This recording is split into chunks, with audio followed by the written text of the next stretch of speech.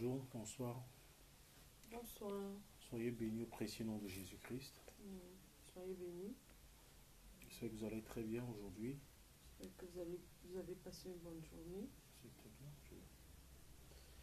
Aujourd'hui, je suis fatiguée, très fatiguée, mais comme il faut honorer notre rendez-vous, nous sommes là pour honorer notre rendez-vous. Bonsoir Renzo. Comment tu vas Renzo? Que Dieu vous bénisse. J'espère que tu es connecté déjà. Pendant que tu te connectes et invites quelqu'un, nous avons notre direct. Nous avons parlé encore des relations de couple à distance ce soir. On n'a pas pu le faire hier. On va s'excuser encore. Vous avez pu le constater. J'espère que ce soir, on va pouvoir tenir ensemble. Que Dieu vous bénisse déjà. Que Dieu vous bénisse déjà, bien-aimé. Pendant que tu te connectes et pendant que tu invites quelqu'un, je te prie de pouvoir inviter quelqu'un qui n'est pas là, de pouvoir venir assister à ce direct.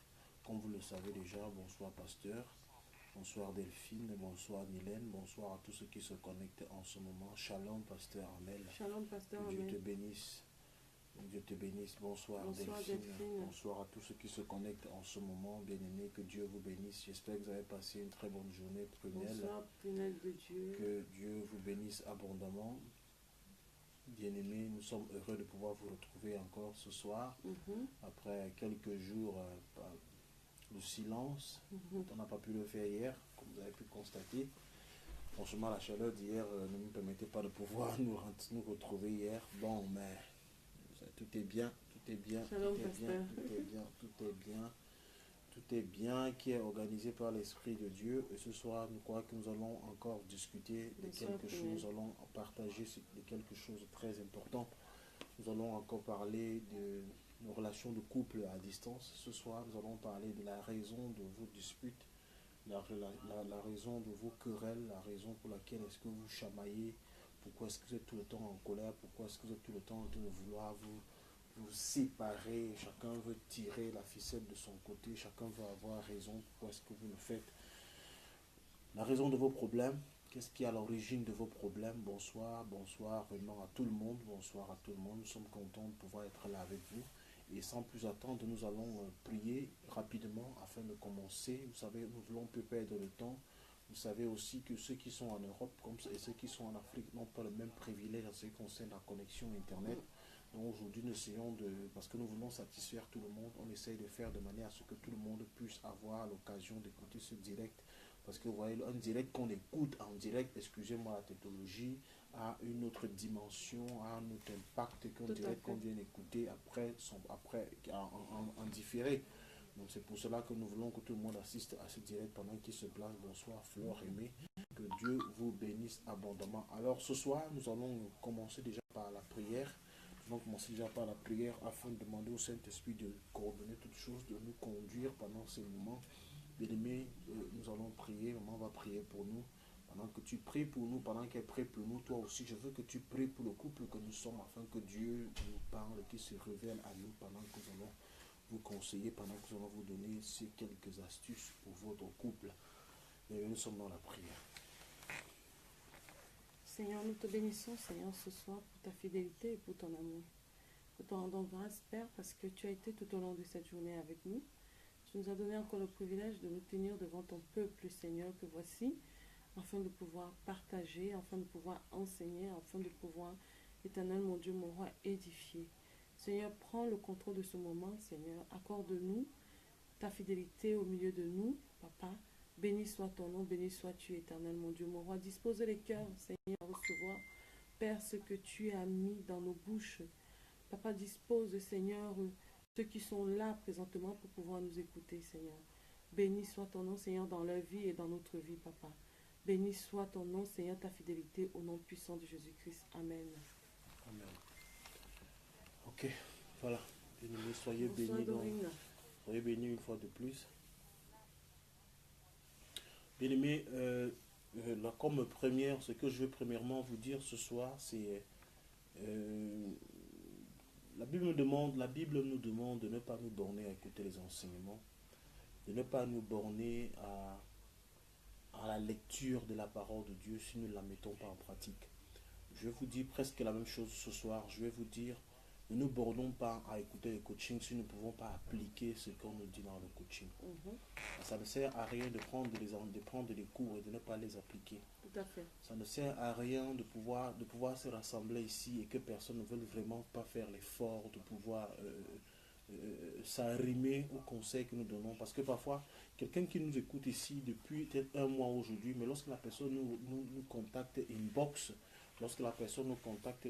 on réalise que la personne a un sérieux problème. Ce n'est pas nous, et que la personne a un problème. Et on a comme l'impression que chacun nous écoute comme il le veut et chacun prend ce qu'il veut. Mais on ne prend pas les enseignements, on ne prend pas les conseils que nous voulons et rejeter ce que nous ne voulons pas.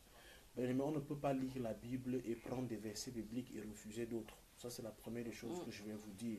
C'est vrai que ce que nous vous donnons n'est pas forcément ce que nous avons lu dans la Bible, mais ce que nous avons expérimenté. Et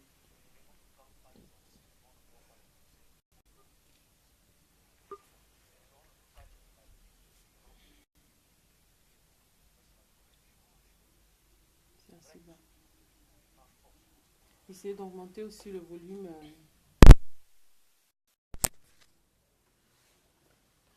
je ne sais pas si vous nous écoutez maintenant. Est-ce qu'il est assez haut le volume en ce moment? Dites-nous s'il est haut, si vous nous entendez, si ça passe mieux. Dites-nous si ça passe mieux.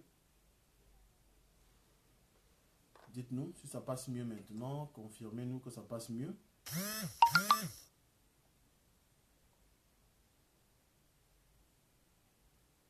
Ça passe mieux.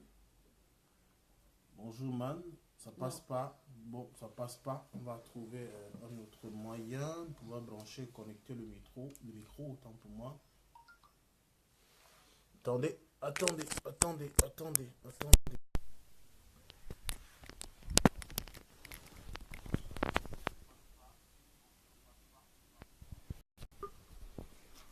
C'est bon là maintenant? Est-ce que c'est bon là maintenant?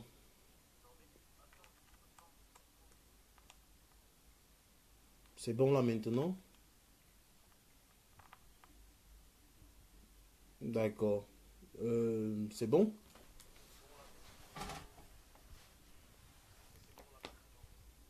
C'est bon là maintenant? Amen. Merci pour les partages. Merci, que Dieu vous bénisse pour les partages. Ok, d'accord, si c'est bon, gloire à Dieu, parfait, si c'est bon. Alors, ce que Josepha, bonsoir, une fois de plus à ceux qui arrivent et qu'on n'a pas eu le temps de pouvoir saluer avec le temps au début. Alors, nous disons tantôt, mes chers frères et sœurs, nos amis que vous êtes aujourd'hui, nous sommes déjà une famille. Si nous partageons avec vous notre expérience, c'est parce que nous croyons que vous le méritez bien, vous méritez aussi d'être heureuse dans vos relations. Et notre souhait, c'est que vous puissiez être avec celui que vous aimez aujourd'hui, alors avec celle que vous aimez. Bon, mais ce qui est déplorable, c'est que depuis quand même qu'on donne ces coachings, c'est depuis qu'on donne ces conseils à certaines personnes, depuis qu'on donne ces enseignements, parlons ainsi, on se rend compte que certains qui ont débuté avec nous depuis le début, et lorsque la personne revient in inbox, on a comme l'impression que la personne ne nous écoute pas, ou alors elle n'a pas écouté du tout ce que nous disons depuis des semaines aujourd'hui. Alors nous voulons vous prier que chaque fois que vous prenez un enseignement, chaque fois que vous écoutez un conseil, de pouvoir le mettre en pratique. C'est très important de mettre un enseignement en pratique. C'est très important de pouvoir appliquer le conseil qu'on vous donne. Comment saurez-vous que le conseil marche si vous ne l'appliquez pas? Tout à fait. Comment vous saurez que le conseil ne marche pas si vous ne l'appliquez pas aussi? Appliquez-vous d'abord et puis voyez comment ça se passe. Parce qu'en fait, nous ne voulons pas vous dire, nous ne sommes pas peut-être des marabouts, nous ne sommes pas les charlatans, on vous dit ce qui a marché et ce qui doit normalement marcher. Bon, maintenant, nous allons encore vous dire ce soir réellement ce qui crée les problèmes dans beaucoup de couples. Vendredi passé, on parlait de comment reconnaître que celui-là tient toujours à nous alors que celle-là tient toujours à nous malgré la distance. On a parlé de cela. Je ne sais pas combien de personnes ont expérimenté cela. Si tu t'es posé des questions, si tu as observé que tout ce qu'on disait ce jour-là, c'est réellement ce que tu vis dans ton couple, ça veut dire qu'il y a un problème. Ça veut dire qu'il y a un problème. Ne ferme pas les yeux par rapport à cela. C'est ce que tu vis. Viens nous dire inbox, voilà, pasteur, maman, voilà ce que je constate en réalité depuis mon couple, depuis un certain temps, c'est vraiment ce que je constate. Tout ce que vous avez dit, c'est vraiment ce que je constate. Et ensemble, Pas seulement qu'on priera, mais on essaiera de trouver une solution afin de pouvoir voir ce qui se passe réellement. Parce que sachez aussi qu'en ce qui concerne le mariage, on ne force pas le mariage. Sachez-le, on ne force pas le mariage. Si un homme n'est pas d'accord, si une femme n'est pas d'accord, je vous en prie, c'est mieux que chacun prenne sa route. S'il vient réellement de Dieu, la personne reviendra. Exactement. Espérant que la personne, lorsqu'elle va revenir, elle viendra vous trouver que vous êtes toujours prête à l'accueillir. Tout à fait. Donc maintenant, ce soir, nous voulons parler de quelque chose. Et avant même de passer à notre thème ce soir, j'aimerais encore dire à certaines personnes un autre point qu'on n'a pas signalé ce jour-là. Et je vous dis, lorsque vous êtes dans une relation de couple à distance et que vous avez des problèmes, et que vous avez des soucis, et que rien ne marche, vous avez un problème, et que vous cherchez quelqu'un qui vous aide, vous cherchez quelqu'un qui puisse vous conseiller, qui puisse prier pour vous. Ça peut être un pasteur que vous allez aborder, ça peut être une amie que vous allez aborder pour qu'il essaye de vous arranger, qu'il essaye de vous remettre ensemble. Si vous vous rendez compte que vous en parlez à votre partenaire, à votre conjoint, et qu'il ne veut pas aller assister à ce conseil, posez-vous des questions. Parce qu'en réalité, le cœur qui brûle d'être guéri ne boude pas le médicament ou ne boude pas le remède. Parce que vous voyez, en fait, des conseils que nous vous donnons, c'est pour que vous puissiez enfin être ensemble. Mais si déjà votre partenaire ne veut pas assister, par exemple, à une séance de coaching, ne veut pas assister à un moment de conseil, ne veut pas assister à un enseignement qui vise à vous mettre ensemble. Je vous assure que pendant que moi j'étais au Cameroun, je ne vais pas dire que j'allais voir les marabouts, mais non. Mais chaque fois qu'un pasteur me parlait de ma relation, me parlait de mon mariage, me parlait de ma femme et qui voulait prier pour moi, je vous assure que je courais pour aller voir ce pasteur. Parce qu'en fait, je brûlais d'envie d'être avec ma femme. Et c'était la même chose qu'elle vivait lorsqu'elle était en France. Pourquoi? Parce que mon désir, c'était d'être à côté de ma femme. Mon désir, c'était d'être avec ma femme. Ce qui fait que toutes les fois qu'il fallait que je rencontre quelqu'un qui allait m'aider dans ce sens-là, qui allait me donner des conseils dans ce sens-là, je courais écouter la personne. C'est très important. Mais maintenant donc, que tu vis dans une relation de couple à distance, peut-être vous avez des petits problèmes. Mais alors, tu trouves quelqu'un qui veut vous conseiller. Tu trouves quelqu'un qui veut vous aider afin que vous puissiez enfin vous réunir. Mais toi, tu refuses ce conseil. Sûrement, tu ne tiens pas la personne. Sûrement, tu ne tiens plus à elle. Sûrement, ton regard est déjà ailleurs. Sûrement, ta pensée est déjà ailleurs. Et c'est ce qu'il faut. Il faut craindre, c'est ce qu'il faut craindre et ce que nous craignons tous. Alors si tu constates déjà cela, commence à avoir des problèmes. C'est-à-dire, je prends le cas, je vous ai parlé d'un cas ici que j'ai reçu dernièrement. J'ai un jeune homme qui m'a contacté et qui m'a dit, bon voilà pasteur, je vis avec quelqu'un, nous vivons une relation de couple à distance et la personne se trouve très loin en Chine, moi je suis au Cameroun, qu'est-ce qu'il faut faire? Donne-nous un conseil. Je lui dis, ok, ce qui est bizarre, ce que tu dois savoir, c'est que je ne conseille pas un conjoint seul. Ce que je fais, quand je reçois un couple, je parle aux deux personnes à la fois. Parce qu'il ne faudra pas que je te dise quelque chose et que tu ailles dire le contraire à ta conjointe. Ce que je dois faire, c'est que je vous réunis tous les deux et on crée un groupe à 3 où je vous parle. Pourquoi? Parce qu'on n'est pas dans un même pays, on n'est pas dans une même ville. Alors nous profitons de l'Internet parce qu'ailleurs, si on était dans un même pays, j'allais vous inviter à la maison et vous faire asseoir devant moi et vous parler directement. Mais parce que vous n'êtes pas avec moi dans un même pays, dans une même ville, qu'est-ce que je fais? C'est que je vous invite. Le groupe que vous-même vous créez, vous m'invitez et maintenant je viens, je m'entretiens avec vous, on cause. Alors ce que j'avais constaté ce jour-là, c'est que le garçon était tellement motivé pour cet entretien-là, mais la fille n'était pas motivée. Et en fin de compte, la fille s'est déconnectée, elle est partie. Pourquoi? Parce qu'en fait, j'étais en train de dire à la fille que tu ne peux pas dire que tu ne veux pas dire que tu aimes ce garçon, mais lorsqu'il te parle du mariage, te parle de quelque chose de sérieux par rapport à vous deux, lorsqu'il veut savoir ta position, tu dis plutôt que tu ne veux pas parler de cela, ce n'est pas l'endroit où il faut parler. Oh, le gars, lui, il est venu parce qu'il veut que vous puissiez trouver une solution par rapport à vous deux. Grace, bonsoir. Que Dieu bénisse tous ceux qui se connectent. Donc, hello, que Dieu, donc en fait, il fallait donc que je me dise que il est important pour nous que lorsque nous avons une relation de couple à distance, si le pasteur vous rencontrer, si l'homme de Dieu veut vous rencontrer, si le coach veut vous rencontrer, vraiment que vous puissiez être à deux. Je ne veux pas avoir l'affaire à faire seulement à la femme. Parce que parfois, chacun viendra dire ce que lui connaît. Chacun viendra raconter sa part et ce n'est pas souvent bon d'écouter une seule version, d'écouter seulement la femme ou d'écouter seulement l'homme. Vaut mieux, pas pour vous confronter, je ne suis pas là pour vous confronter, mais je vais vous faire asseoir en face et je dis à chacun que voilà ce que tu dois faire, voilà ce que vous devez faire, car la responsabilité incombe aux deux conjoints. Donc je ne sais pas si tu avais quelque chose à dire avant que je puisse poursuivre. Alors voilà un peu La première des choses à faire. Mais si tu réalises donc que la personne ne veut pas, sûrement elle a déjà les pensées ailleurs, elle a déjà quelqu'un d'autre, ou alors elle ne veut même plus, elle ne tient plus à toi. Mais toi, tu peux continuer à rêver, tu peux continuer à fantasmer, tu peux continuer à voir toujours tes rêves. Et lorsqu'on se séparait, la fille nous a abandonnés. Je suis resté avec le garçon, et lorsque je reste avec le garçon, je dis, ok, tu as donc compris pourquoi j'insistais à ce que nous soyons à trois. Parce que si je t'aurais dit quelque chose, peut-être toi, tu allais être motivé, mais elle n'allait pas l'être. Et tu allais te rendre compte que tu t'es battu pour rien, tu t'es battu en vain. Mais aujourd'hui, c'est bon, parce que tu t'es rendu compte. Je n'ai rien dit de déplacer. Je vais donner un conseil tous les deux, mais elle a décidé de partir. Elle est partie étant fâchée, elle est partie étant mécontente parce que tu l'as fait venir ici. Donc, ce que moi je te demande aujourd'hui, c'est que, en fait, prends les dispositions. Il faudra que tu connaisses sa position. Et tu connais la position de cette fille. Ça veut dire qu'elle ne tient sûrement pas à toi. Et il ne faut pas que tu continues à rêver pendant que tu es au Cameroun. Elle a déjà une autre vie en Chine. Il faut l'oublier. Fais ta vie et sois vraiment fort. Si tu auras besoin d'autres conseils, donner d'autres conseils, mais il faut que tu puisses accepter et que tu regardes la vérité en face. Donc, voilà.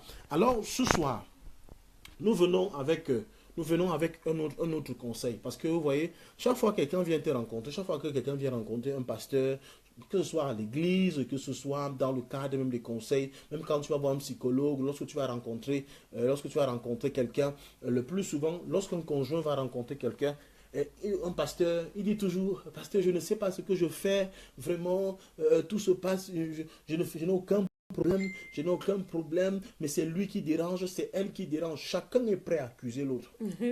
Chacun est prêt à accuser l'autre. Et là, on ne sait pas qui a raison et qui a tort. On ne sait pas qui a raison et qui a tort. Chacun veut avoir raison. La femme va avoir raison. L'homme va avoir raison. À un moment donné, le pasteur dit, bon, ok, si tu as donc raison, et qu'elle aussi a raison, ça veut dire que c'est moi qui ai tort, c'est moi le pasteur, moi j'ai donc tort de pouvoir vous rassembler, de vous dire qu'il y a un problème entre vous. Pourtant, vous-même vous reconnaissez que ça ne va pas entre vous. Si tu dis déjà que c'est lui qui a tort, ça veut dire que toi-même tu crois que tu es parfait. Tu crois que tu es parfait. Non. Quand il y a un problème entre deux personnes, quand il y a un problème dans un couple, je vous assure que la responsabilité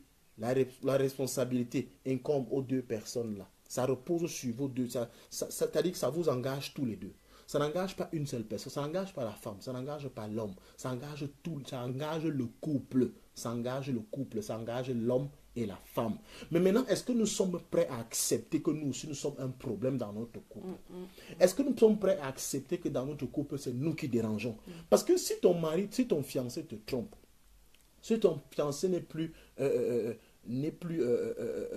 peux dire quoi, attentionné, si ton fiancé ne te prend plus au téléphone, si ton fiancé ne t'envoie plus, n'est plus fidèle, s'il ne fait plus ceci, s'il ne fait plus cela, s'il ne mange plus ta nourriture, bon, disons ils sont à distance, hein, c'est normal qu'ils ne mangent pas ta nourriture. S'il ne cherche pas à savoir comment tu vas, s'il ne t'appelle pas, s'il ne fait pas ceci, s'il ne fait pas cela, pourquoi est-ce qu'il le fait? Pourquoi est-ce qu'il le fait? Pose-toi toutes ces questions. Il ne le fait pas parce qu'il est l'homme le plus mauvais au monde. Et la femme aussi ne le fait pas parce qu'elle est la femme la plus méchante au monde. Elle le fait avec une raison. Toi aussi, tu le fais avec une raison. Mais maintenant, il faut se poser dans cette question. Qui parmi nous a tort? Qui parmi nous a raison? Et ça, c'est les raisons, c'est des choses que nous rencontrons. Je dis, même à l'église, hein, quelqu'un vient pour que le pasteur prie pour lui, pour que le pasteur l'accompagne peut-être par rapport au sujet de prière. Il dit, pasteur, je ne sais pas pourquoi les sorciers ne m'aiment pas. Je ne sais pas pourquoi les sorciers ne m'aiment pas. Je ne sais pas pourquoi les gens de ma famille ne m'aiment pas. Je te dis quelque chose, les gens de ta famille ne peuvent pas t'aimer parce que tu es... Ce n'est pas parce que tu es sainte qu'on ne t'aime pas. Ce n'est pas parce que tu es pur qu'on ne t'aime pas. Ce n'est pas parce que on ne t'aime pas sûrement pour une raison et tu refuses d'accepter que toi aussi tu déranges. Et chacun de nous devrait accepter qu'il le dérange. Parce que quand tu n'acceptes pas que tu déranges, ça veut dire que tu considères que tu es parfait. Or, la parole de Dieu, je parle aux chrétiens, la parole de Dieu dit que tout homme doit être reconnu pour menteur et que Dieu seul soit reconnu pour vrai. Ça veut dire que si tu reconnais que tu es parfait, ça veut dire que ok, c'est Dieu qui est menteur. Or, dans notre histoire, dans notre relation avec Dieu, il y a un qui est menteur et l'autre qui est vrai. Et celui qui est vrai, c'est Dieu. Toi et moi, nous sommes faux. Toi et moi, nous sommes faux. Ah oui, voilà, Rachel, elle dit que moi, je dérange grave. Je suis club et elle est exigeante. Oui, ça, c'est ce qu'elle peut reconnaître. Elle reconnaît qu'elle est exigeante. Mais combien de personnes peuvent reconnaître qu'elles sont peut-être exigeantes ou alors qu'elles dérangent comme Rachel en qu'elle le dit. Moi, je reconnais que je dérange. C'est comment tu t'accapares de la parole. J'ai demandé de parler, tu n'as pas voulu parler. Je te laissais parler, maintenant je veux parler. Vas-y. Hein? moi, je reconnais que je dérangeais. Maintenant, je ne dérange plus. Je reconnais que j'étais très carrée sur certaines choses, très exigeantes. Et le véritable problème, c'est que à chaque fois que j'avais une idée dans ma tête, je pensais qu'il avait... Je me disais qu'il lisait dans ma pensée, en fait. Je me disais que ce dont je pense, il connaît. Et ce qui fait que quand je posais des actes et il posait des actes contraires, moi, ça m'énervait et ça causait des problèmes. Et il m'arrivait parfois même de retourner même la situation contre lui parce que même si je savais que j'avais tort, pour ne pas admettre mon tort, pour ne pas être confronté au fait, à mon tort, moi, je retournais la situation contre lui. Et il me disait toujours que, hé, ma femme, tu as une manie souvent de retourner la situation contre moi, au lieu d'admettre que tu as tort, au lieu d'admettre que tu as fauté. Et parfois même, je faisais des trucs qui n'avaient pas réellement de sens, juste pour embêter, juste pour causer des problèmes. Comme ça me prenait comme ça et je le faisais. Et puis il me dit, mais ma femme, qu'est-ce qui ne va pas? Qu'est-ce qui se passe? Et quand il me dit, mais qu'est-ce qui ne va pas? Qu'est-ce qui se passe? Moi, je retourne encore la situation contre lui. Ils peuvent le dire. Hein. Il est là et c'est ce que je faisais. Ouais, donc avant de continuer, moi j'aimerais qu'on lise on va lire la Bible, hein, on va lire la parole de Dieu. Je sais que j'ai affaire aux chrétiens, et même si je n'ai pas affaire aux chrétiens, j'aimerais qu'ensemble on essaie d'examiner cette parole. Si toi tu n'es pas chrétien, peut-être tu es musulman, bon, ensemble on va examiner cette parole, et je crois que tu seras d'accord avec moi sur un certain point, ce qui se passe dans les couples. Parce que, en fait, dans un couple, si nous refusons nos erreurs, ça veut dire qu'il y a un problème. Nous allons ouvrir nos Bibles dans le livre de Jacques, Jacques chapitre 4. Jacques chapitre 4. Tu peux prendre ta Bible. J'espère que tu as ta Bible. Si tu as ta Bible, prends la Bible. Nous allons ensemble lire. Ok. Voici ce que dit la parole. J'espère que pendant que nous sommes en train de lire, pendant que nous sommes en train de parler comme ça, tu partages. Parce que dis-toi que ce que je vous dis toujours, c'est beaucoup de choses. Ce qui nous dérange aussi, c'est que parfois, nous voulons nous asseoir sur tout. Nous ne savons pas partager. Nous ne savons pas partager. Dites-vous toujours que si celui qui est en face de vous, celui qui vous enseigne, était comme vous, c'est-à-dire, il ne peut pas partager ce que lui aussi connaît. Attends, vous ne serez même pas, vous ne serez pas là où vous êtes là. Mais ça nous dépasse de partager. Partage, que les gens viennent. S'ils ne veulent pas venir, il n'y a pas de problème. Tu auras au moins se partager. Tu auras fait du bien à quelqu'un. Je dis souvent aux gens, dit que même quand le pasteur est en train de prêcher un message qui touche, tu n'arrives pas à le faire. Tu veux porter cela sur toi. Tu veux manger seul. Tu veux boire seul. Tu veux avaler seul. Non. Apprenons à partager. Pourquoi sommes-nous si radins? Comment sommes-nous si radins? Comment sommes-nous si radins? Ce qui dérange nos couples. Pourquoi est-ce que ça ne va pas? L'égoïsme. Nous sommes égoïstes. Il dit même partager, on n'arrive pas à partager. On n'arrive pas à partager parce qu'on veut manger seul. On ne veut pas voir l'autre délivrer. Et nous disons que nous sommes parfaits. Et nous disons que c'est l'autre qui dérange. Toi aussi, tu déranges. Parce que tu ne veux pas que les autres changent. Comment tu veux changer seul, tu veux être béni seul dans un monde. Si tu n'es pas béni seul, j'avais enseigné cela ici, il dit que si tu es béni seul dans ce monde-ci, sache que ceux qui ne sont pas bénis vont te déranger tous les jours, ils seront à ta porte tous les jours pour te demander. Et si c'est cela, c'est ce que tu veux, ça veut dire que tu n'auras pas de sommeil. Ils seront chez toi à 5 heures, à 6 heures, à 7 heures, à 8 heures, ils seront devant ta porte, à 3 heures, à 1 heure du matin. Pourquoi? Parce qu'ils auront faim. La Bible nous parle de la parabole de la persévérance. C'est-à-dire que la Bible nous parle de quelqu'un qui avait reçu un étranger dans la nuit et qui lui a dit qu'il avait faim et il est parti, le monsieur est parti voir son voisin. Il a commencé à frapper à la porte de son voisin. Son voisin dormait et il a insisté. Il a dit, t'es le type, tant que tu ne te réveilles pas, moi je ne te laisse pas dormir. Pourquoi? Parce que il faut que je donne à manger à mon hôte.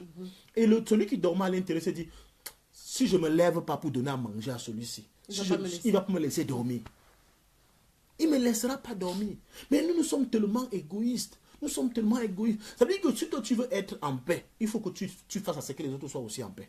Si tu veux être à l'aise, laisse que les autres soient aussi à l'aise. C'est-à-dire que pendant qu'on prêche même comme ça, là, je ne sais pas, je vous donne encore notre conseil.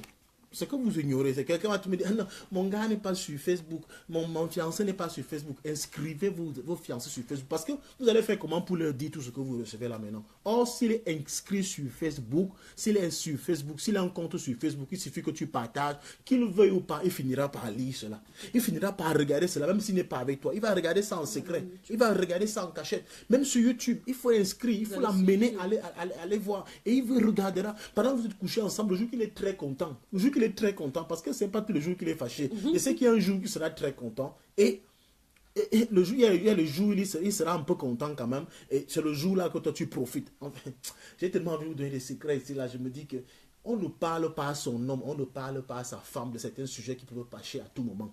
Il faut savoir choisir le moment.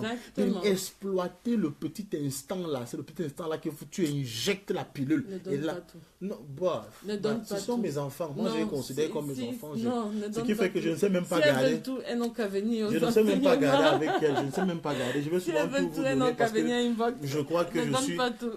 Dieu m'a permis d'être le Père Noël qui vous a envoyé, le Père Noël. Donc, je me dis, ce n'est pas à tout moment. Et c'est des petites choses comme ça qu'il faut connaître. Parfois, tu veux soulever un problème qui est sérieux pendant que ton mari, bien pendant que ta femme est fâchée.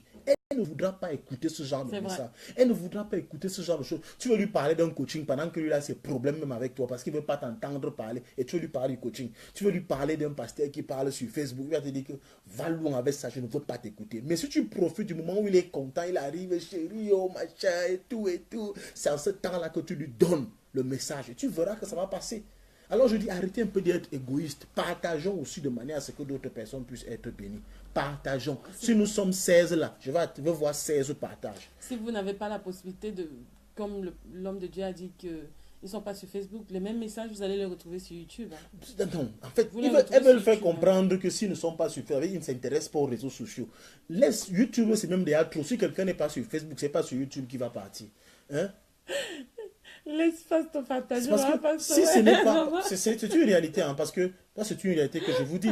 YouTube est encore plus compliqué que Facebook. Ça c'est une réalité. Ça veut dire que si quelqu'un n'est pas déjà sur Facebook, qui est pratique, que tout le monde peut toucher, des trucs comme WhatsApp, si tout le monde n'est pas sur WhatsApp, sur Facebook, c'est pas sur YouTube qui va partir. Parce que sur YouTube, c'est encore très compliqué. Donc, ne leur dis pas qu'il faut qu'ils aillent sur YouTube. YouTube, c'est pour les gens qui sont déjà vraiment élevés à un certain niveau, même un peu en informatique. Donc, nous vous conseillons, créez des pages Facebook. Ayez des pages Facebook, même suivez pour vos maris, pour vos femmes. Créez ces pages et distribuez tout ce que vous recevez comme enseignement. Envoyez là-bas. S'il ne veut pas effacer, mais au moins il va effacer, il va quand même écouter un message un jour. C'est très important. Vous ne pouvez pas imaginer combien de secrets est-ce que Dieu vous donne pour que votre couple soit heureux, mais vous refusez cela. Vous ne voulez pas prendre cela au sérieux. Qui va le prendre? Qui le fera à votre place? Qui le fera? Si nous sommes 16 ici, je dis je vais voir 16 partages quand je vais finir. Sinon, vendredi prochain, il n'y a pas de relation de couple à distance. Ça sera comme ça. Amen. Voilà, c'est bon. Parce que je ne vous taxe pas mon coaching. Je ne vous taxe pas le coaching.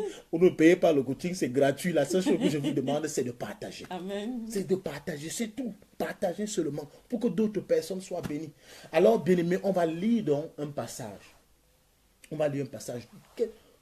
La raison de vos problèmes. Vos problèmes sortent de quoi? Vos problèmes sortent d'où? Pourquoi c'est toujours tendu dans votre couple?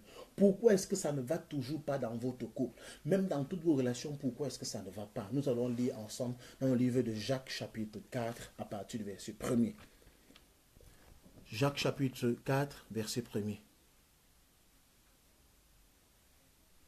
Oui, il regarde en cachette, Patricia. Oui, c'est bien, peu chéri. C'est bien. C'est bien. Il est bien. Partagez. Tu n'es pas en retard. On venait juste de commencer.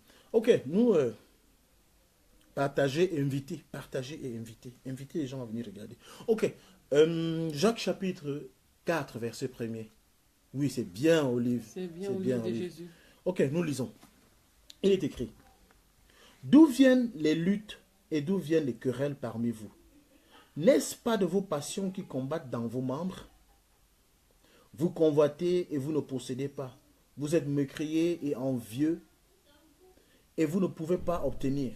Vous avez des querelles et des luttes et vous ne possédez pas. Parce que vous ne demandez pas. Vous demandez et vous ne recevez pas. Parce que vous demandez mal. Dans le but de satisfaire vos passions. Je vais relire. Jacques chapitre 4, verset 1er à 3. D'où viennent les luttes et d'où viennent les querelles parmi vous? N'est-ce pas de vos passions qui combattent dans vos membres? Vous convoitez et vous ne possédez pas. Vous êtes meurtriers et envieux et vous ne pouvez pas obtenir. Vous avez des querelles et des luttes et vous ne possédez pas parce que vous ne demandez pas. Vous demandez et vous ne recevez pas parce que vous demandez mal dans le but de satisfaire vos passions. L'apôtre Jacques ici, l'Esprit de Dieu se saisit de l'apôtre Jacques pour donner une parole profonde. La plupart des guerres que nous avons, que ce soit dans les couples, que ce soit les couples à distance ou les couples qui sont même réunis, couples ensemble, que ce soit même dans l'église, viennent du fait que nos membres, nous avons des convoitises, nous avons un problème de passion. Nous avons un problème de passion, le moi, le je, le ma chose, moi. Pourquoi est-ce qu'il ne me respecte pas? Il ne me fait pas ceci, il ne fait pas ceci pour moi. Il ne m'a pas. Il ne m'a pas. Il ne m'a pas. Il ne m'a pas. Mais toi, tu ne te poses jamais de questions. Chaque fois que tu vas toujours mettre ta personne devant, tu vas toujours vouloir être satisfait seul. Nous sommes égoïstes. Je parlais encore de l'égoïsme. Je parle de l'égocentrisme. Nous voulons toujours être satisfaits. Nous voulons toujours que ce soit l'autre qui soit mal vu. On ne fait aucun sacrifice pour notre mariage. On ne fait aucun sacrifice pour l'autre. Je vous ai expliqué ici que, en réalité, quand on parle de mariage, c'est perdre sa liberté au profit de l'autre. Tu perds tes libertés au profit. Tu perds ta liberté au profit de celui-là que tu écoutes, de celui-là que tu veux épouser. Mais nous sommes tellement arrogants. Nous sommes orgueilleux. Nous sommes égocentriques. Nous ne pensons qu'à nous. Si un temps soit peu, on se posait souvent la question, vraiment, je vais supporter ce qu'il est en train de faire tout simplement parce qu'il faut que je garde pour qu'il y ait la paix entre nous. Je vais supporter ce qu'il fait tout simplement parce qu'il faut qu'il y ait la paix entre nous. Mais parce que, en fait, nos passions en nous, nous empêchent de pouvoir supporter même l'injustice à un moment donné. Je vais prendre un exemple. Voilà, tu es une femme. Tu es une femme maniaque, comme on dit souvent, les femmes qui aiment la propreté, elles sont toujours en train de tout classer dans la maison, tout est classé, tout est en ordre, tout est vraiment classe et propre. Et ton mari, tu es un homme qui est bizarre. Pas qu'il soit sale, mais un jour il est rentré du boulot, il a enlevé les chaussures, il les a jetées comme ça au salon. Pendant que toi tu as fait le ménage, la maison est propre, lui jette tes chaussures au salon et puis continue dans la chambre. Toi, tu arrives, tu te mets à gronder, tu le grondes, tu grondes. Comment tu peux laisser chaussures comme ça? Ça veut dire que quoi? Tu me prends pour une esclave dans cette maison, donc je travaille, toi tu ne fais absolument rien, et quand tu arrives encore, tu jettes les chaussures au salon, et puis tu t'en vas. Ça c'est même quelle histoire ça? Tu me manques de respect dans cette maison. Ah oui, je vais te dire, tu as raison de le faire. Laisse, ça nous embrouille. Tu as raison de le faire. Tu as raison de dire qu'il est désordonné. Tu as raison de dire qu'il s'est mal comporté. Mais je vais te dire quelque chose. Toi, femme, ça te coûte quoi d'aller prendre tout simplement ces chaussures-là et de ramener dans la chambre, d'aller les ranger? Tu pouvais bien le faire, te sacrifier pour cet instant-là. Pour éviter les problèmes, je dis pour éviter les problèmes. Ne regarde pas, c'est toi qui as d'abord travaillé le matin. C'est toi qui as travaillé encore en journée. Oui, il est désordonné. Mais ça te coûte quoi de prendre tout simplement pour préserver la paix? Pour préserver la paix, tu prends les chaussures, tu pars garder.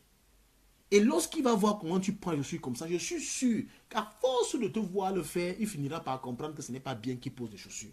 Et toi, homme, quand toi-même tu laisses les chaussures au salon, est-ce que tu ne trouves pas que tu fais mal? L'égoïsme, l'égocentrisme. Nous sommes égocentriques. Nous voulons toujours faire voir aux autres que c'est nous qui avons raison. Oui, madame, tu as raison. Oui, monsieur, peut-être aussi tu étais fatigué, tu as déposé les chaussures. Peut-être toi aussi tu avais raison de ton côté. La femme pouvait aussi enlever. Même toi-même aussi tu pouvais enlever, monsieur. Tu pouvais enlever ses chaussures et aller les garder. C'est un problème d'égocentrisme. Il ne m'a pas donné l'argent. parce que je voulais ceci. Il n'a pas pensé à moi, alors que moi, je voulais l'argent pour faire telle chose. Un problème d'égocentrisme. Sa famille manque de respect. Ses parents ne m'aiment pas. Ses soeurs ne m'aiment pas. Que tout le monde sur cette terre t'aime. Qu'est-ce que tu gagnes?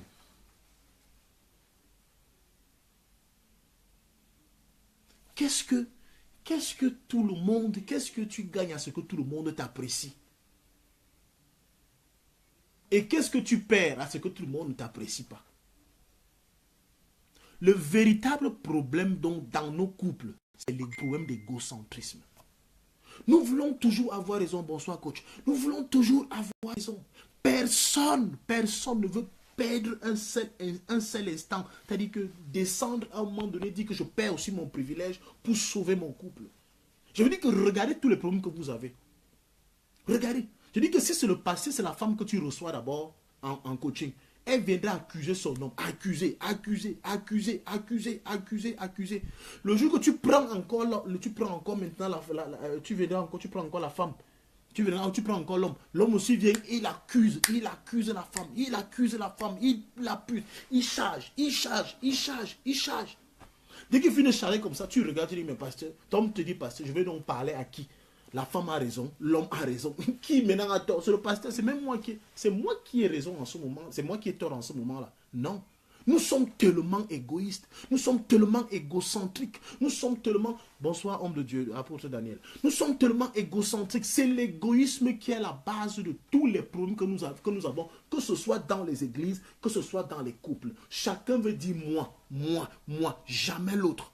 Alors l'apôtre Jacques nous dit donc que la plupart des problèmes que nous avons, tous les problèmes que nous avons, nous viennent de notre ego, de notre orgueil, de nos passions. L'homme voudrait toujours que la femme passe ses intérêts à lui avant ses intérêts. L'homme voudrait toujours, non, tu ne sais pas que je dois manger avant de partir, tu ne sais pas que tu dois m'arranger, homme. Tu voudrais que la femme se lève le matin, t'apprête le petit déjeuner. Si toi aussi te lèves le petit matin, tu peux apprêter le petit déjeuner, tu le fais. Qu'est-ce que tu perds en le faisant? Qu'est-ce que tu perds? Tu perds quoi? La femme, tu voudrais que chaque fois quand tu rentres le soir, j'espère que tu vas trouver que l'homme a déjà fait ceci, que c'est l'homme qui a repasser les habits, que c'est l'homme qui a fait les... Si tu le fais, tu perds quoi c'est votre couple, c'est votre maison. Si vous le faites, vous perdez quoi? Vous perdez quoi? Qu'est-ce que vous perdez? Est-ce que vous pouvez imaginer le temps et nuit que vous perdez, c'est-à-dire à penser seulement à vous? Oh, mon téléphone est déjà gâté. Oh, mon téléphone, ça ne va pas. Oh, vraiment, ma chaussure a fait ceci. Oh, vraiment, il faut qu'on pense à ceci. Il faut que je passe et fasse cela. Il faut que je passe. Toujours toi, jamais l'autre. Toujours toi, jamais l'autre. Je vous assure, si on résolvait le problème d'égocentrisme dans nos couples, dans nos églises, dans nos relations avec les autres, on serait parfait. Tout à fait. On serait toujours en paix. Est-ce que tu peux faire passer l'autre avant toi? Est-ce que tu peux faire passer l'autre avant toi? Est-ce que tu peux te dire que l'autre n'a pas le problème, mais il faut que je me guérisse d'abord moi-même? Est-ce que tu peux te guérir d'abord toi-même? Est-ce que tu peux te guérir d'abord toi-même? Et avant d'aller voir les défauts qu'il y a dans la vie de l'autre, pose-toi d'abord la question, passe-toi d'abord toi-même au scanner. Est-ce que tu peux te passer d'abord toi-même au scanner?